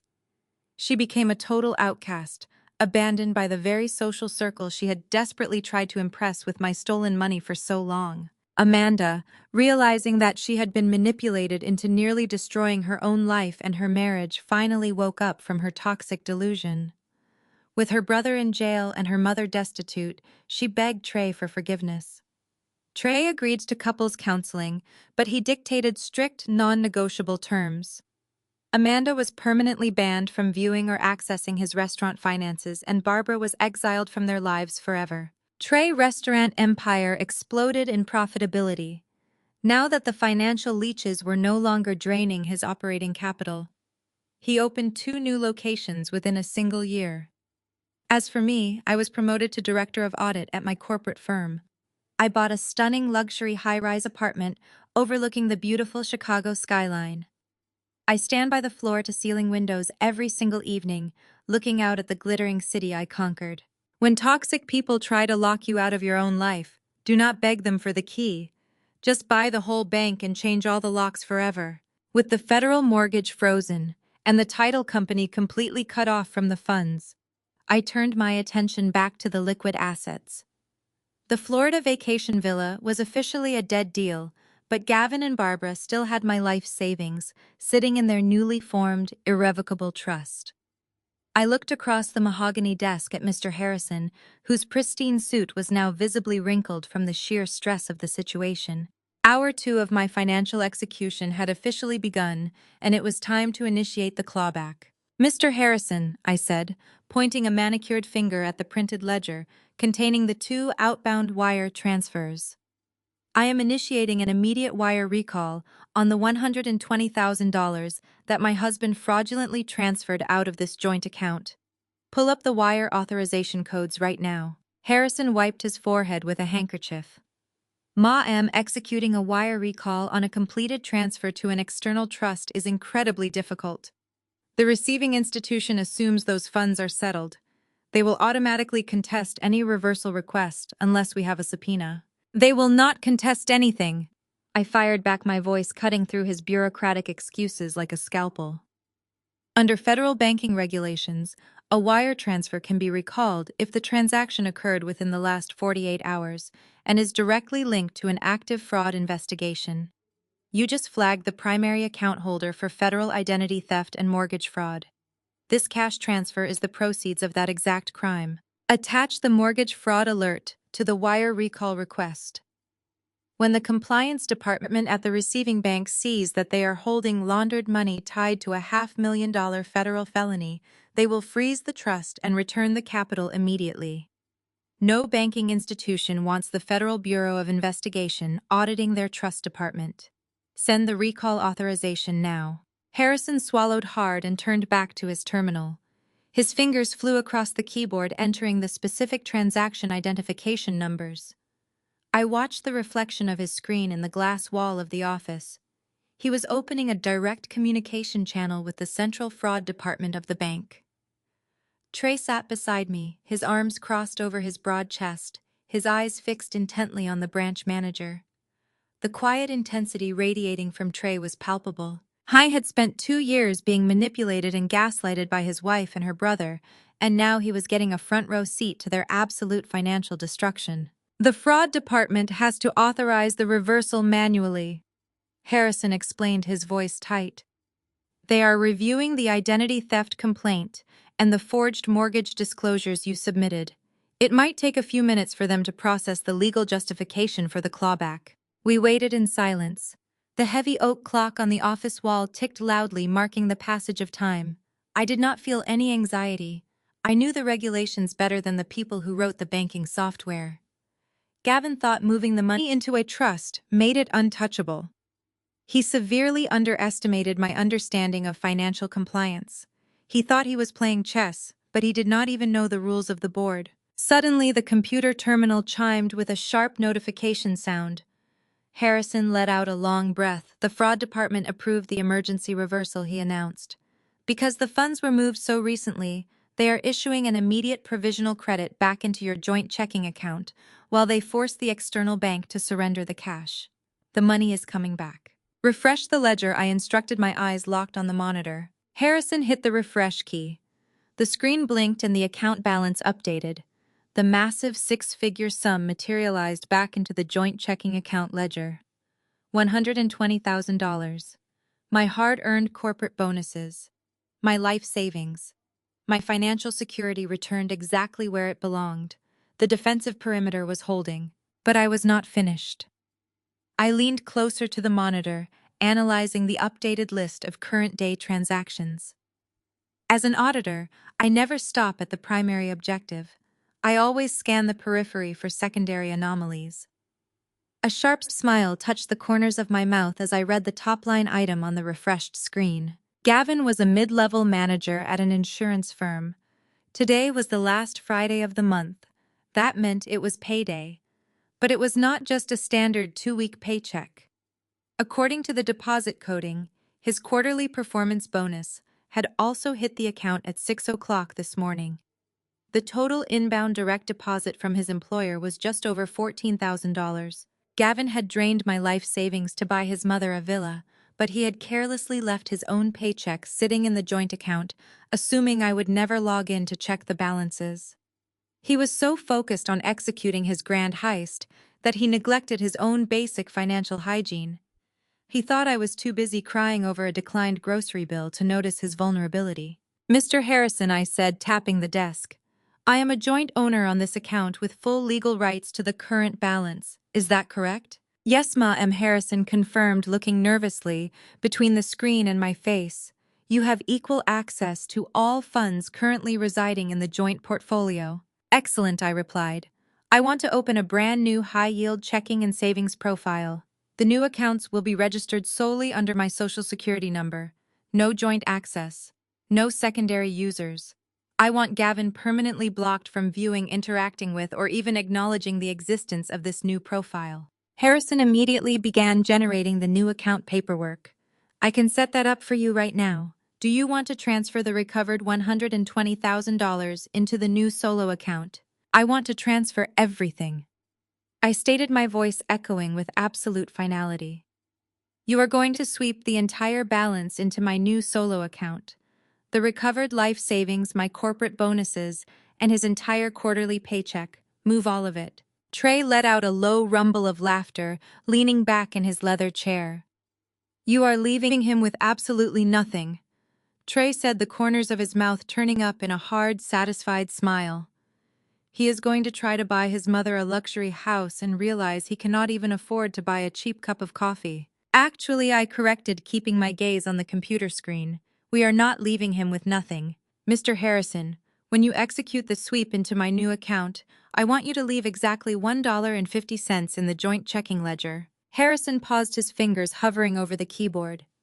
$1.50, ma'am. May I ask why? If you drain an account to an absolute zero balance, the automated banking system might trigger an immediate low balance alert or an automatic account closure notification to the primary account holder, I explained, outlining the technical trap. I do not want Gavin receiving a text message warning him that his funds have vanished. Leaving exactly $1.50 keeps the account active and suppresses the zero balance notification protocols. It buys us the time we need to finish the complete financial blackout. Harrison typed the specific transfer instructions. With a few swift keystrokes, he executed the sweep. I watched the screen as the massive sum vanished from the joint ledger, instantly reappearing safely inside my newly created solo account. The joint account balance plummeted, landing exactly on the $1.50 I had requested. The financial extraction was flawless. My money was safe. His money was gone. Now it was time for Trey to execute his strike. I looked down at the new debit card resting in my hand. But the forensic auditor inside me knew that keeping the funds within the same banking institution was a critical security risk. Gavin had spent years building a relationship with the staff at this specific branch.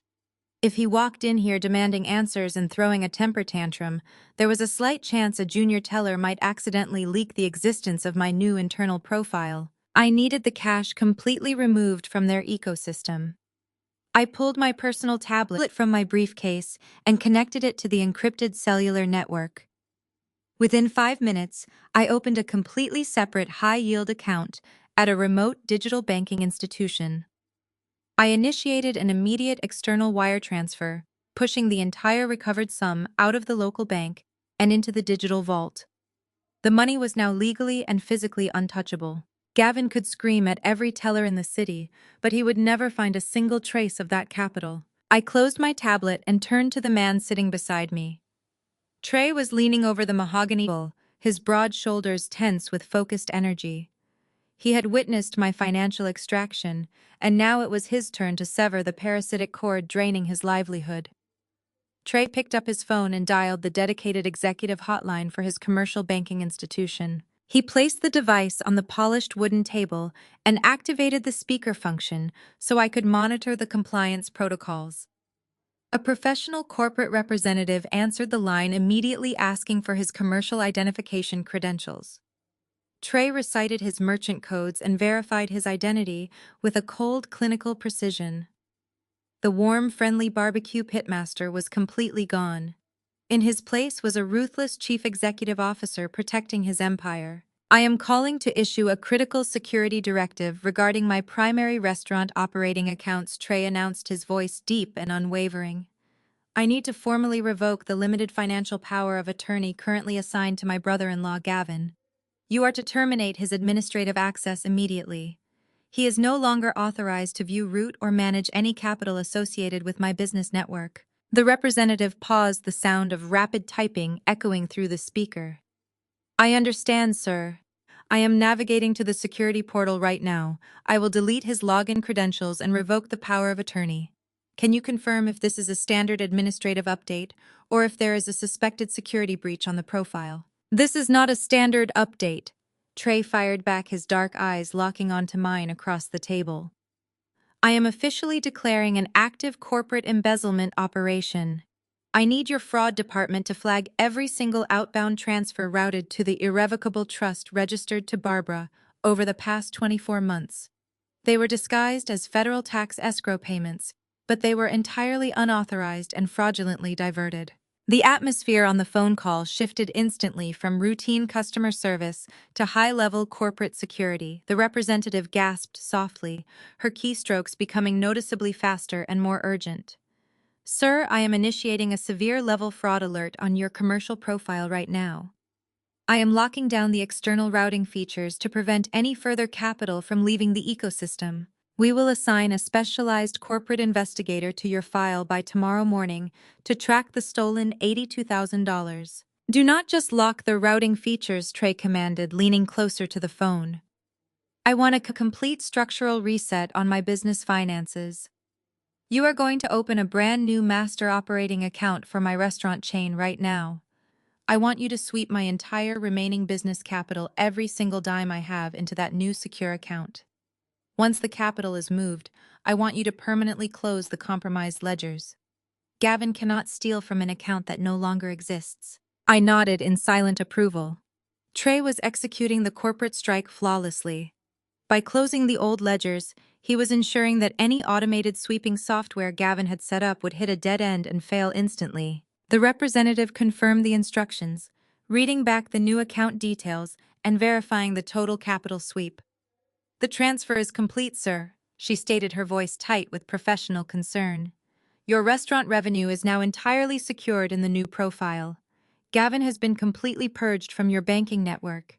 He cannot view your balances, access your payroll software, or initiate any tax payments. The fraud investigation regarding the embezzled funds is now officially active. Trey thanked the representative and ended the call. The silence in the conference room was heavy and absolute. We sat there for a long moment, letting the reality of what we had just accomplished settle over us.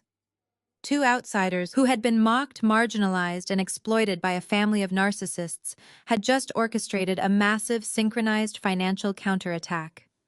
Amanda had spent 2 years manipulating Trey, making him believe he was a failure, while her family robbed him blind. She had weaponized his dedication to his business and his love for his family. Gavin had spent our entire marriage trying to diminish my success, acting like a fragile tyrant, while using my paycheck to fund his aristocratic delusions. They thought we were weak because we prioritized peace over conflict. They mistook our patience for compliance. But they forgot that patience is exactly what you need to build an empire, and it is exactly what you need to destroy one. Trey picked up his phone and slid it into his pocket. His posture was noticeably lighter, the invisible weight of Amanda. Relentless gaslighting finally lifted from his shoulders. He looked directly at me, a fierce, triumphant spark igniting in his eyes. My restaurants are totally safe, he said, his voice steady and resolute. The cash flow is secured and the parasites are now fully cut off. I nodded, acknowledging his victory, but my mind was already analyzing the final vulnerability in our defensive perimeter. The cash was secured, but cash was only half of the equation. Gavin and Barbara were heavily reliant on massive lines of premium credit. They carried platinum cards with exorbitant limits. Those high limits were underwritten entirely by my corporate salary and my impeccable credit score. Barbara loved flashing her authorized user card at expensive luncheons, pretending she was independently wealthy. She used my credit to buy the affection of her socialite friends. If Gavin walked into that luxury title office in Florida and realized the cash wire was frozen, his immediate reflex would be to pivot to the credit lines. He could easily charge the $15,000 closing costs across multiple premium cards. He could book emergency first-class flights back to Chicago. He could retain an aggressive defense attorney before the federal authorities even had a chance to process the mortgage fraud complaint. I could not leave them with a single avenue of financial escape. We had to flatline their entire ecosystem. I pulled my cell phone from my pocket and dialed the elite customer service hotline printed on the back of my credit card. I placed the phone flat on the mahogany conference table, right next to the printed wire recall receipts, and activated the speakerphone. I wanted Trey to hear the final lock clicking into place. The line rang once before a crisp, professional voice answered the call. "Thank you for calling Premium Card Services. How may I assist you today?" I leaned forward, resting my elbows on the table. My voice was no longer that of a betrayed wife running from a grocery store. I slipped effortlessly into the commanding, authoritative tone of a senior corporate compliance officer managing a catastrophic data breach. "This is Rebecca," I stated, reading my account number clearly into the microphone. "I am a joint account holder on the Platinum portfolio associated with this profile. I am calling to report a severe federal identity compromise." The representative tone shifted instantly from polite customer service to urgent security protocol. "I am so sorry to hear that, ma'am. How can I assist you with securing your accounts today?" "My social security number has been compromised in a massive federal identity theft breach," I explained, keeping my cadence rapid and precise. "The perpetrators have already utilized my credentials to forge federal mortgage documents and attempt unauthorized wire transfers. I am currently sitting in a secure office with the regional branch manager at Chase Bank. I am directing you to initiate an immediate hard security freeze on every single credit card linked to my credit profile. I want the entire portfolio locked down right now." I heard the frantic clicking of a keyboard on the other end of the line. The representative gasped slightly, clearly, recognizing the severity of the federal fraud declaration. "Ma'am, I am placing a hard block on all active cards immediately. This will decline any attempted transactions at the point of sale and cannot be overridden by merchant terminals. Do you want me to dispatch an automated fraud alert text message and email notification to the primary account holder to inform him of the freeze? Absolutely not, I commanded sharply. The perpetrators may currently have access to his mobile device and email accounts. Do not send any automated text alerts. Do not send any email notifications regarding this security freeze. If anyone attempts to use these cards, I want them to decline instantly at the point of sale without any prior warning.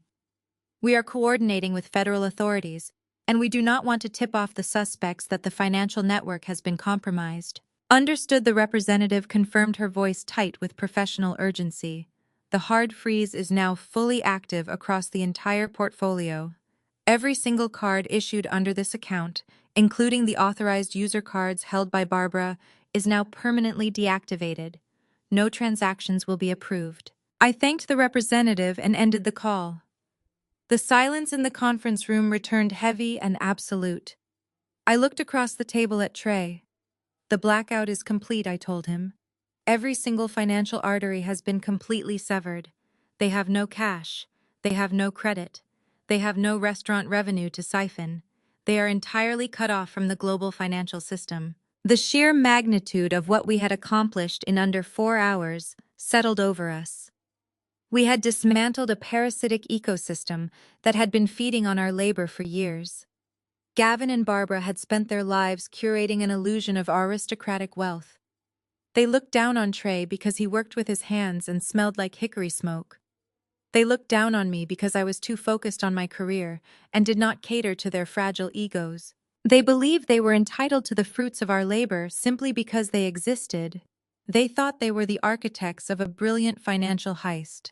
Instead, they had walked blindly into a reinforced steel trap of their own making. I checked the gold watch on my wrist.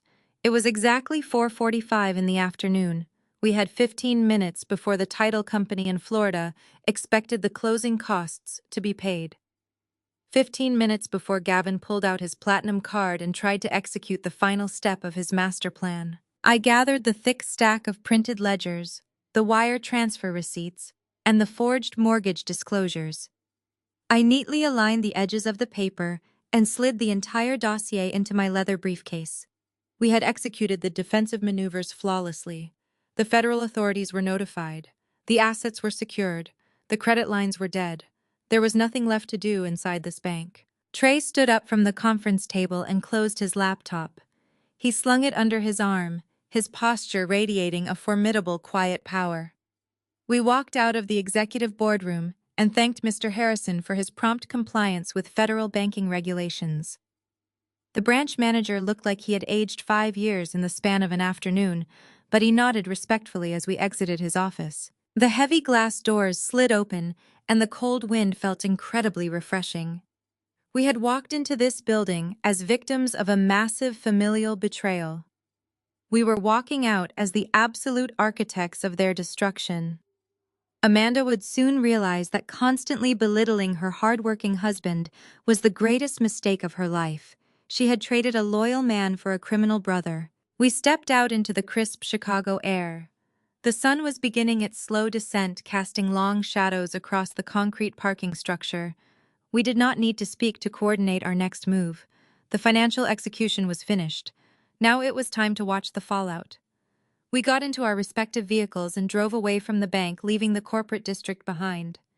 We were heading straight to his flagship barbecue restaurant in the West Loop district to wait for the inevitable explosion. Trey's flagship location in the West Loop was a testament to his relentless grit. Exposed brick walls, custom ironwork, and the undeniable aroma of slow-smoked hickory filled the expansive space. He had built this culinary empire from nothing, pouring his blood, sweat, and tears into every single square foot of the building. To know that his own wife and her brother had been secretly siphoning the lifeblood of this establishment made the quiet atmosphere inside feel incredibly heavy. Trey bypassed the host stand and walked directly to the heavy glass entrance doors. He slid the deadbolt into place with a resounding metallic click and flipped the open sign to closed. He dismissed the few remaining prep cooks in the back kitchen, telling them he was shutting down the dining room for a private executive emergency. The staff nodded respectfully and exited through the alley door, leaving us completely alone in the cavernous restaurant. Trey walked behind the massive custom-built mahogany bar. He bypassed the standard liquor and reached for the top shelf, retrieving a bottle of premium aged bourbon. He set two heavy crystal glasses on the polished wood counter and poured a generous measure of the amber liquid into each. We did not need ice. We needed the burn. He slid one glass across the bar to me and grabbed his own. We walked over to a secluded corner booth that offered a clear view of the street outside and the large digital clock hanging above the kitchen doors. The digital numbers glowed bright red in the dim lighting. 4:50. We had exactly 10 minutes until the banking day officially ended and the federal trap clamped shut permanently. I took a slow sip of the bourbon, letting the fiery warmth settle the residual adrenaline in my chest. Trey sat across from me, holding his glass but not drinking. His dark eyes were fixed on the glowing red numbers of the clock. He was processing the utter devastation of his marriage. Amanda had not just been a passive participant in her family financial crimes. She had been the active psychological enforcer. She watched me agonize over the quarterly profit margins. Trey set his voice a low, dangerous rumble. She sat across the dinner table from me, watching me rub my temples because I could not figure out why the numbers were not adding up. When I told her I might need to take out a high-interest business loan to cover the gaps, she told me I was just bad at managing overhead. She told me I should be grateful her brother was keeping us out of bankruptcy. She manufactured the crisis so Gavin could present himself as the savior, I replied, setting my glass down. They utilized the exact same playbook on both of us. Gavin played on my desire for a peaceful home life, demanding primary control of our joint accounts so he could feel like a traditional provider. He used my corporate salary to inflate his fragile ego while quietly funneling my life savings to his mother. They isolated us, marginalized our achievements, and treated our bank accounts like their personal aristocratic slush funds. Trey let out a harsh, humorless laugh. They really thought I was just some uneducated cook who got lucky with a barbecue recipe. They thought they could run circles around me because I do not wear a suit to work. They mistook your focus for ignorance, I said, and they mistook my patience for compliance. But the compliance ends today. I looked up at the digital clock. 4:55. The countdown was in its final agonizing stretch. I leaned forward, resting my arms on the table. Right now, they are sitting in a plush, air-conditioned real estate office in Florida. I told Trey, painting the picture of their impending doom. Barbara is probably wearing her most expensive pearls, acting like she owns the entire coastal district. Gavin is sitting next to her, puffing out his chest, playing the role of the incredibly successful executive son, buying his mother a luxury vacation villa. Trey smiled, a dark, predatory expression crossing his face. And the real estate agent is getting ready to ask for the closing costs. Exactly, I confirmed. The agent is organizing the final execution documents. She is going to ask Gavin for the $15,000 wire fee. Gavin will arrogantly pull out his platinum credit card, fully expecting to impress everyone in the room with his massive purchasing power. He will hand it over with a smug grin. The agent will swipe the card through the terminal, and the machine will instantly decline the transaction. Trey took a drink of his bourbon, savoring the imagery. Then Barbara will step in. She will be annoyed that her son embarrassed her in front of the elite real estate staff, I continued. She will pull out her authorized user card and hand it over with an elegant flick of her wrist. The agent will swipe it, and the machine will scream even louder. Declined. Do not honor. Security freeze active. The clock above the kitchen doors ticked forward. 4:58. Panic will set in, I said, my voice dropping to a precise clinical whisper. Gavin will pull out his phone and open his mobile banking app, expecting to see my life savings sitting there ready to deploy. Instead, the screen will load and he will see a balance of exactly $1.50.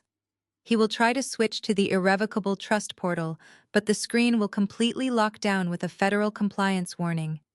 He will realize in front of everyone that he is completely broke. The clock ticked again, 4:59. He will demand that the agent pull the primary $400,000 mortgage wire.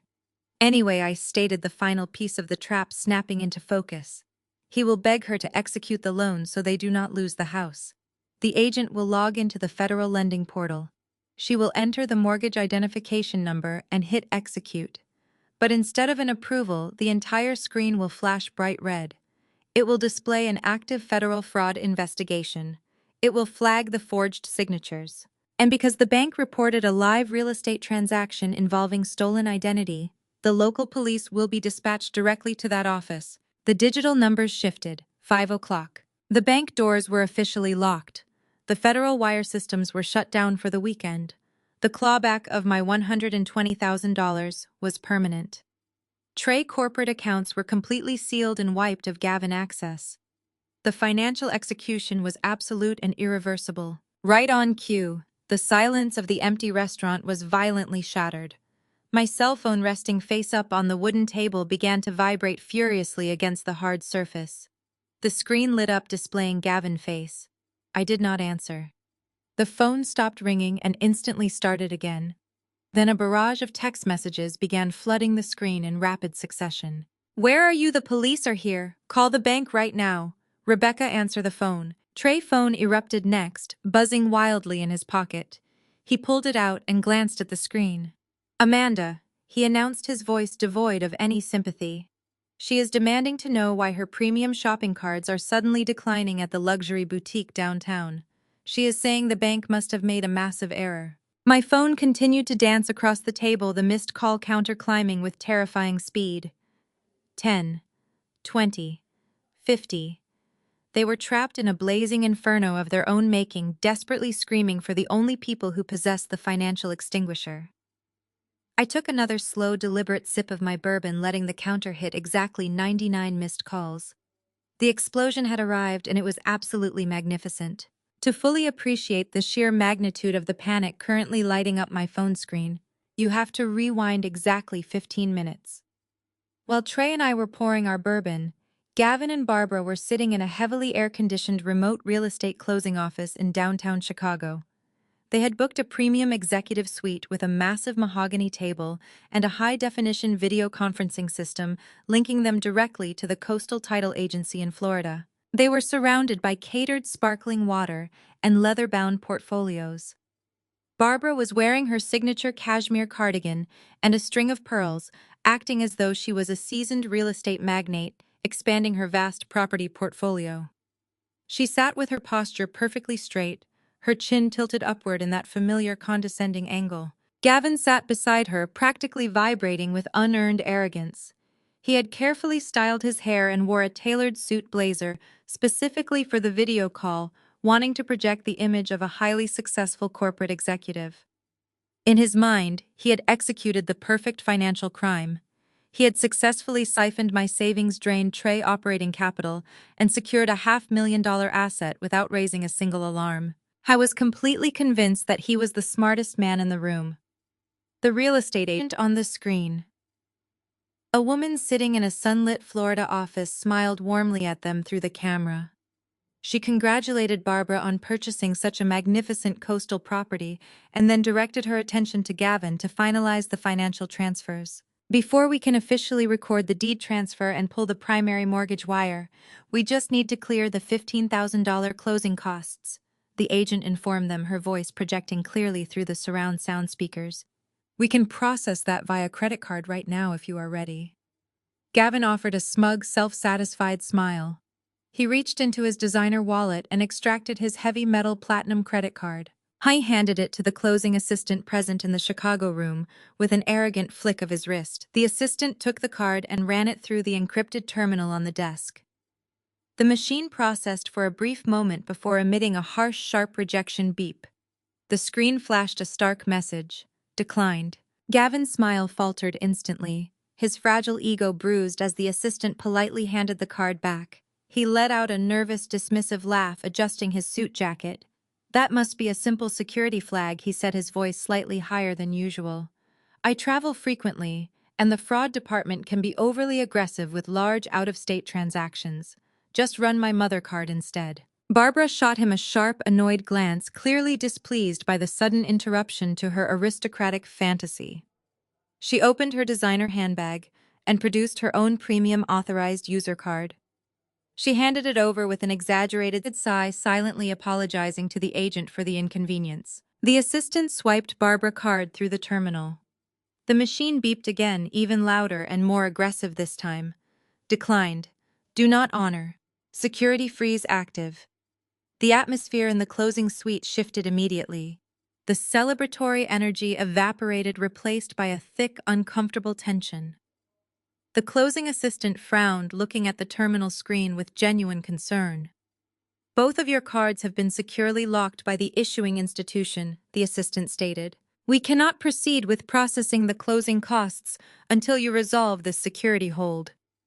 Gavin's face flushed a deep, humiliating crimson. He pulled his cell phone from his pocket, his hands beginning to shake slightly. He quickly opened his mobile banking application, fully expecting to see the $120,000 in stolen cash sitting safely in his accounts. He intended to just wire the closing costs directly. Instead, the dashboard loaded to reveal an active balance of exactly $1.50 in our joint checking account. His heart dropped into his stomach. The color drained completely from his face. He frantically tapped the screen, trying to switch the view to his mother's newly formed irrevocable trust portal. The application completely froze. A gray warning screen overtook his display, presenting an ominous automated message. Account access suspended. Please contact federal compliance immediately. Pure raw panic set in. Gavin looked at the video screen, his breathing growing shallow and rapid. Just pull the main mortgage wire, he demanded, his voice cracking as he directed his instructions to the agent in Florida. The loan is fully approved and underwritten. Just pull the $400,000 right now, and we will sort out the minor closing costs with a certified bank check tomorrow morning.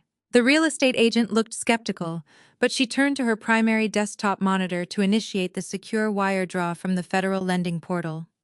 She entered Gavin's unique mortgage identification number and hit the execution key. The entire federal portal locked down instantly. A massive glaring alert commandeered the real estate agent's screen, blocking all other functions. The message was unmistakable and catastrophic. Frozen. Active federal fraud investigation. Suspected identity theft and forged signatures. Before the agent could even process the warning, the heavy glass doors of the Chicago closing office swung open. Because my bank flagged a live transaction as an active federal crime involving stolen identity, local police had been immediately dispatched to the location to secure the scene. Two uniformed officers stepped into the conference room, their hands resting firmly on their utility belts. They demanded identification. Gavin stammered out a weak, terrified protest, but the officers were not there to negotiate. They instructed him to stand up and place his hands behind his back. The metallic click of handcuffs echoed loudly through the pristine luxury office. Barbara let out a piercing, hysterical shriek, her aristocratic illusion shattering completely into a million jagged pieces as she watched her golden child get arrested for felony mortgage fraud in front of the elite real estate staff. The sharp metallic click of the handcuffs seemed to echo endlessly against the polished mahogany walls of the executive suite. For a fleeting second, the entire room remained suspended in absolute stunned silence. The real estate agent on the video conference screen in Florida sat frozen, her mouth slightly open, her hand still hovering over her computer mouse. In Chicago, the closing assistant shrank back into the corner of the room, clutching her clipboard against her chest, as if using it as a physical shield. Gavin stood there, his arms pinned awkwardly behind his back, his custom-tailored suit jacket bunching up around his shoulders. The smug, arrogant mask he had worn his entire life was completely gone, replaced by a look of sheer, unadulterated terror. "There has been a mistake," Gavin stammered, his voice pitching up into a desperate, frantic whine. "You have the wrong person. I am a corporate insurance manager. I make 6 figures. I do not commit fraud. You cannot do this to me." The primary police officer, a tall, imposing man with a stern expression, did not flinch. He tightened his grip on Gavin's arm. "There is no mistake, sir," the officer stated firmly. "We received a direct priority alert from the Federal Financial Crimes Division via Chase Bank headquarters. You are being detained under active suspicion of wire fraud and federal identity theft involving forged mortgage disclosures. You have the right to remain silent." As the officer continued to read Gavin his Miranda rights, Barbara completely lost her grip on reality.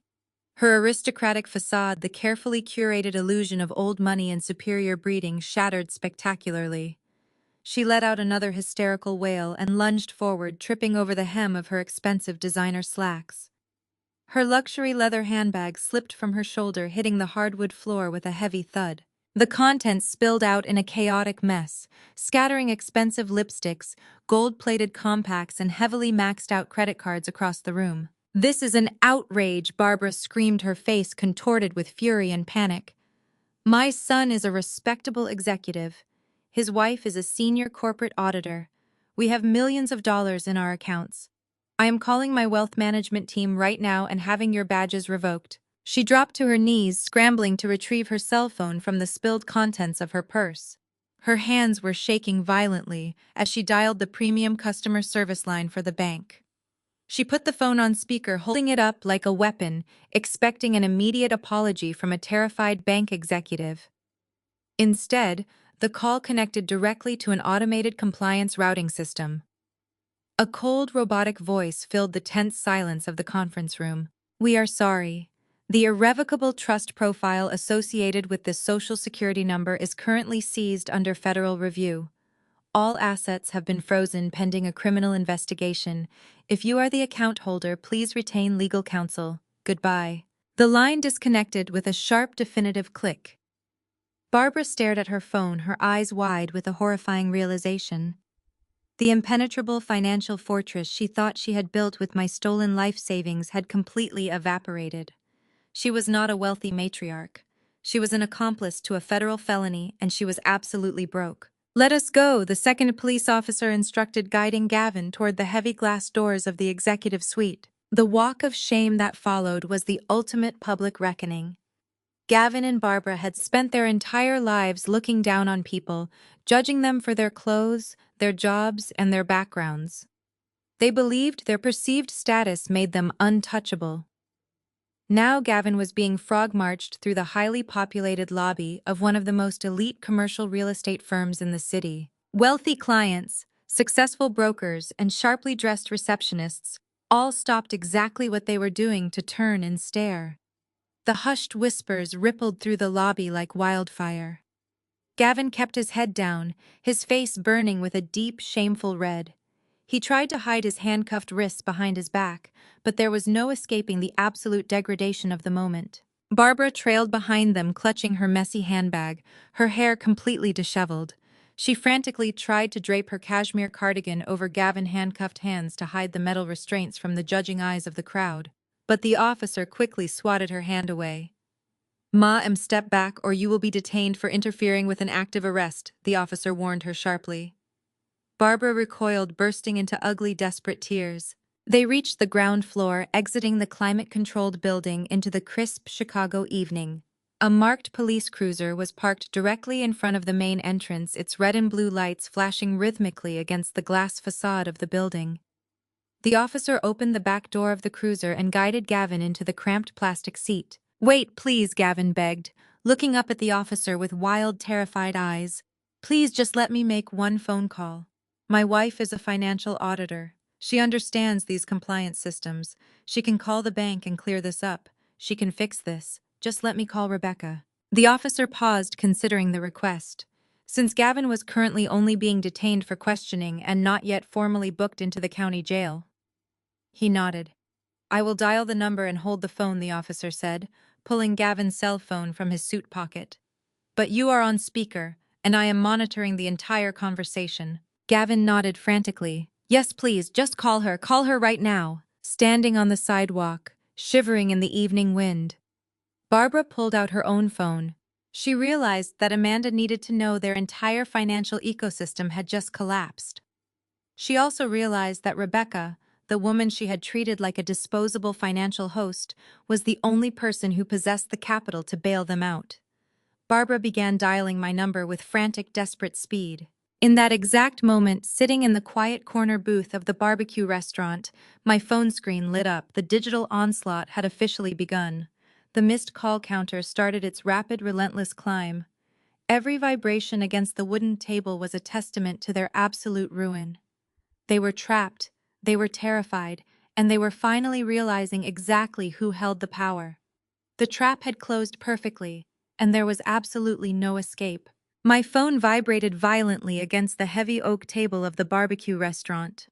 The device spun in slow circles from the sheer force of the continuous notifications. I watched the screen light up with an endless barrage of incoming text messages. They stacked on top of each other so quickly that it was impossible to read an entire sentence before the next one pushed it upward. The glowing screen illuminated the dim corner booth, casting a harsh light on the polished wood. Amanda was the first to text.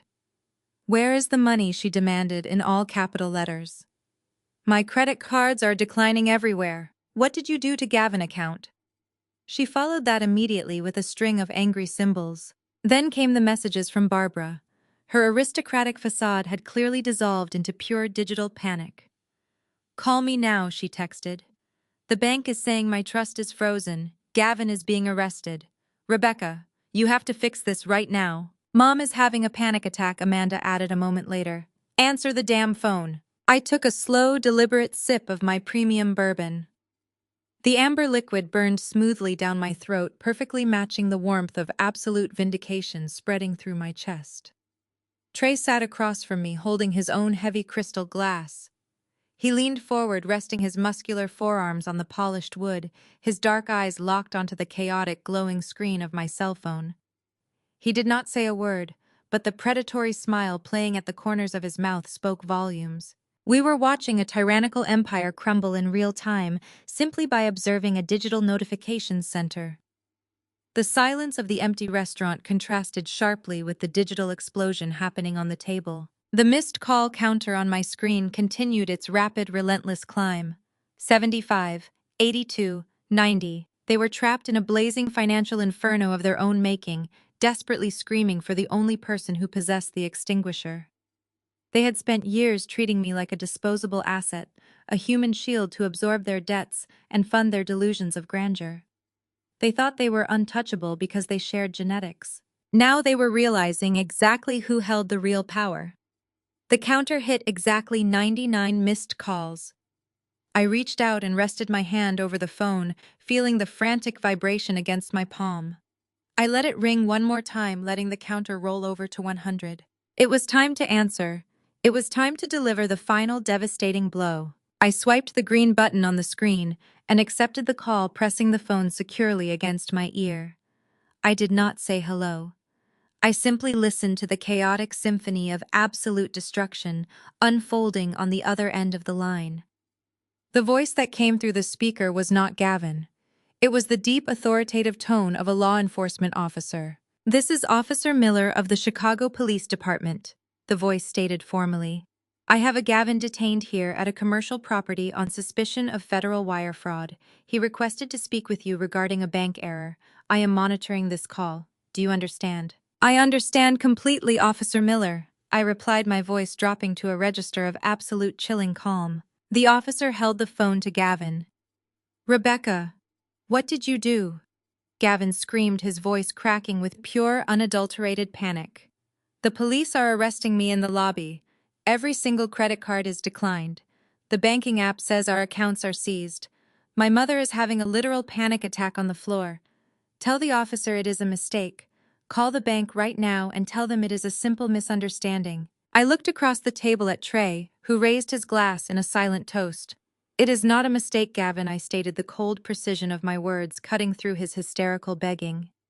"It is an active federal identity theft investigation. I formally filed the complaint against your loan 4 hours ago." There was a sharp, agonizing intake of breath on the other end of the line. You did what he choked out the reality of his situation, violently crashing down on his fragile ego. "Rebecca, please," he begged, his arrogant facade completely shattered. "You cannot do this. We are married. I am your husband. You have to call them off right now." "You stopped being my husband the second you forged my signature on federal housing documents," I replied. "I executed a hard security freeze on every single credit card attached to my profile. I recalled the $120,000 you tried to launder into your mother irrevocable trust. I even swept your quarterly bonus and your pathetic paycheck into a solo account. You have absolutely zero liquid assets."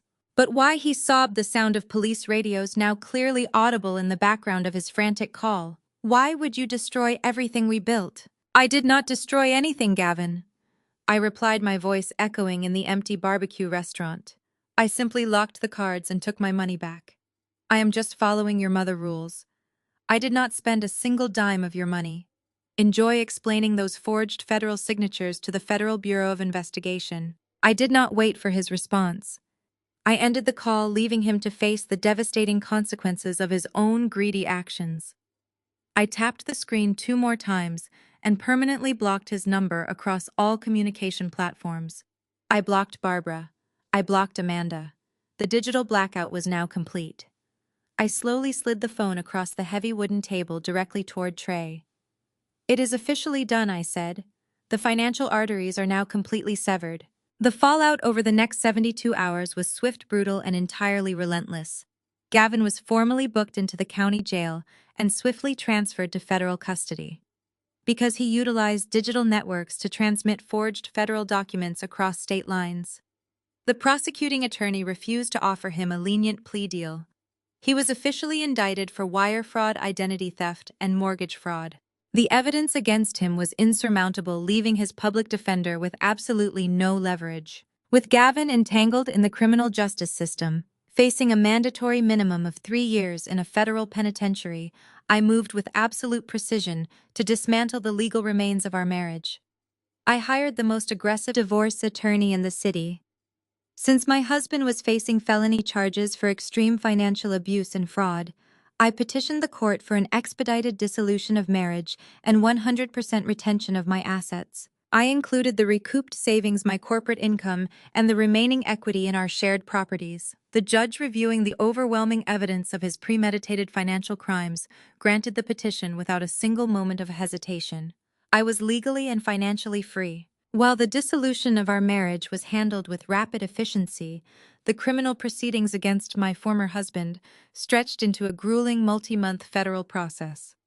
The prosecutors assigned to his case were absolutely ruthless, armed with the undeniable paper trail I had meticulously handed them. Gavin saw his arrogant demeanor completely evaporate when he was forced to stand before a federal judge for sentencing. There were no plea deals available that would keep him out of a cell.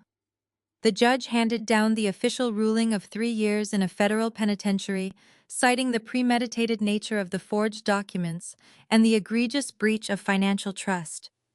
Gavin wept openly in the courtroom, his shoulders shaking as the bailiff approached to escort him away.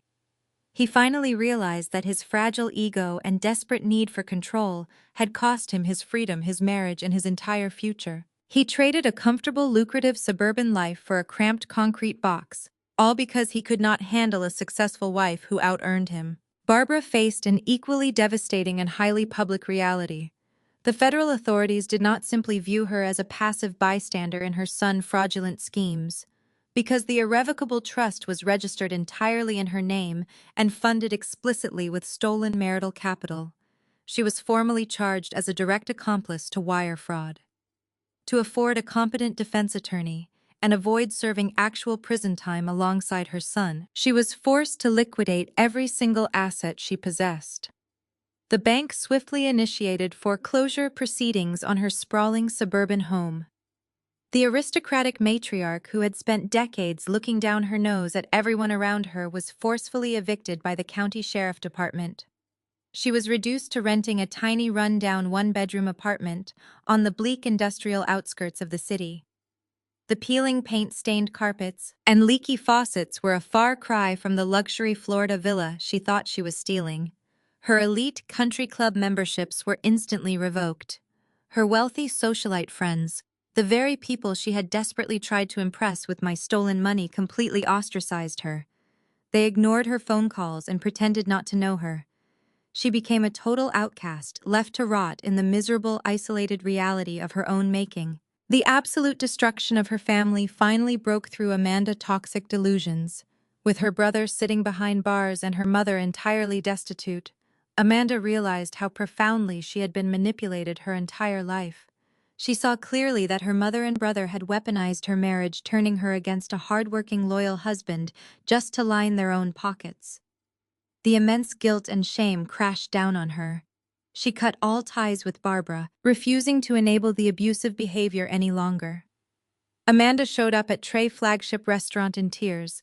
Standing in the very dining room, she used to criticize, begging for a chance to repair the massive damage she had caused to his spirit and his business. Trey did not immediately welcome her back with open arms. He was a man who had built an empire from scratch, and he demanded absolute respect. He agreed to participate in intensive couples counseling, but he laid down strict, non-negotiable terms for their reconciliation. Amanda was permanently banned from viewing, accessing, or inquiring about any of his restaurant finances. She was required to secure her own independent employment to truly understand the value of hard work and financial independence. Most importantly, Barbara was completely exiled from their lives. If Amanda ever allowed her mother back into their household, Trey promised to file for divorce that exact same day. Amanda, desperate to save her marriage and deeply remorseful, agreed to every single condition.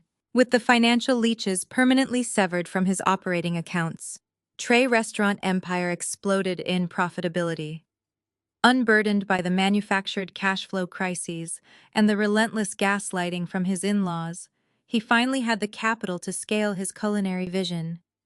Within a single year, he opened 3 new locations across the city, including a massive premium dining space in the upscale financial district. He was no longer treated as an outsider or a blue-collar worker by arrogant relatives. He was celebrated as one of the most successful culinary entrepreneurs in the state, commanding the absolute respect he had always deserved. I proudly attended his grand opening, raising a glass to the man who helped me burn down a toxic dynasty. As for me, my professional and personal life flourished in the absence of Gavin, suffocating insecurities. My decisive action in dismantling the mortgage fraud caught the attention of the senior equity partners at my corporate firm. They recognized my flawless analytical precision, my unyielding nerve under extreme pressure, and my ability to navigate high-stakes compliance crises. Less than 6 months after the divorce was finalized, I was officially promoted to Director of Audit, becoming one of the youngest women to ever hold the executive position in the history of the company. The salary increase was staggering, but the validation of my expertise was worth infinitely more. I utilized my newly acquired executive income to purchase a stunning state-of-the-art, luxury high-rise apartment right in the heart of downtown Chicago. I furnished it exactly to my own tastes, filling the expansive, light-filled space with modern art and plush, comfortable furniture. There is no one here to monitor my spending, no one to belittle my professional accomplishments, and absolutely no one to lock my credit cards. Every single evening, I stand by the floor-to-ceiling glass windows in my living room, holding a glass of vintage champagne. I look out at the beautiful glittering lights of the expansive city I conquered, feeling an overwhelming, undeniable sense of profound peace. I survived the absolute worst betrayal imaginable, and I came out the other side stronger, wealthier, and entirely untethered from their toxic manipulation. I look at my reflection in the glass and I smile. I learned the most valuable lesson a woman can ever learn. When toxic people try to lock you out of your own life, do not cry. Do not beg them for the key. Just buy the whole bank and change all the locks forever. The story of Rebecca and Trey teaches a profound lesson about the critical importance of financial independence and unwavering boundaries. When toxic individuals weaponize your hard work to fuel their own egos, negotiating or pleading only gives them more power. True empowerment comes from recognizing your own value and taking calculated, decisive action to protect your livelihood. We learn that loyalty should never come at the expense of your dignity. When faced with manipulation, you must refuse to be a victim and instead become the architect of your own liberation. Take control of your finances and establish strict boundaries today.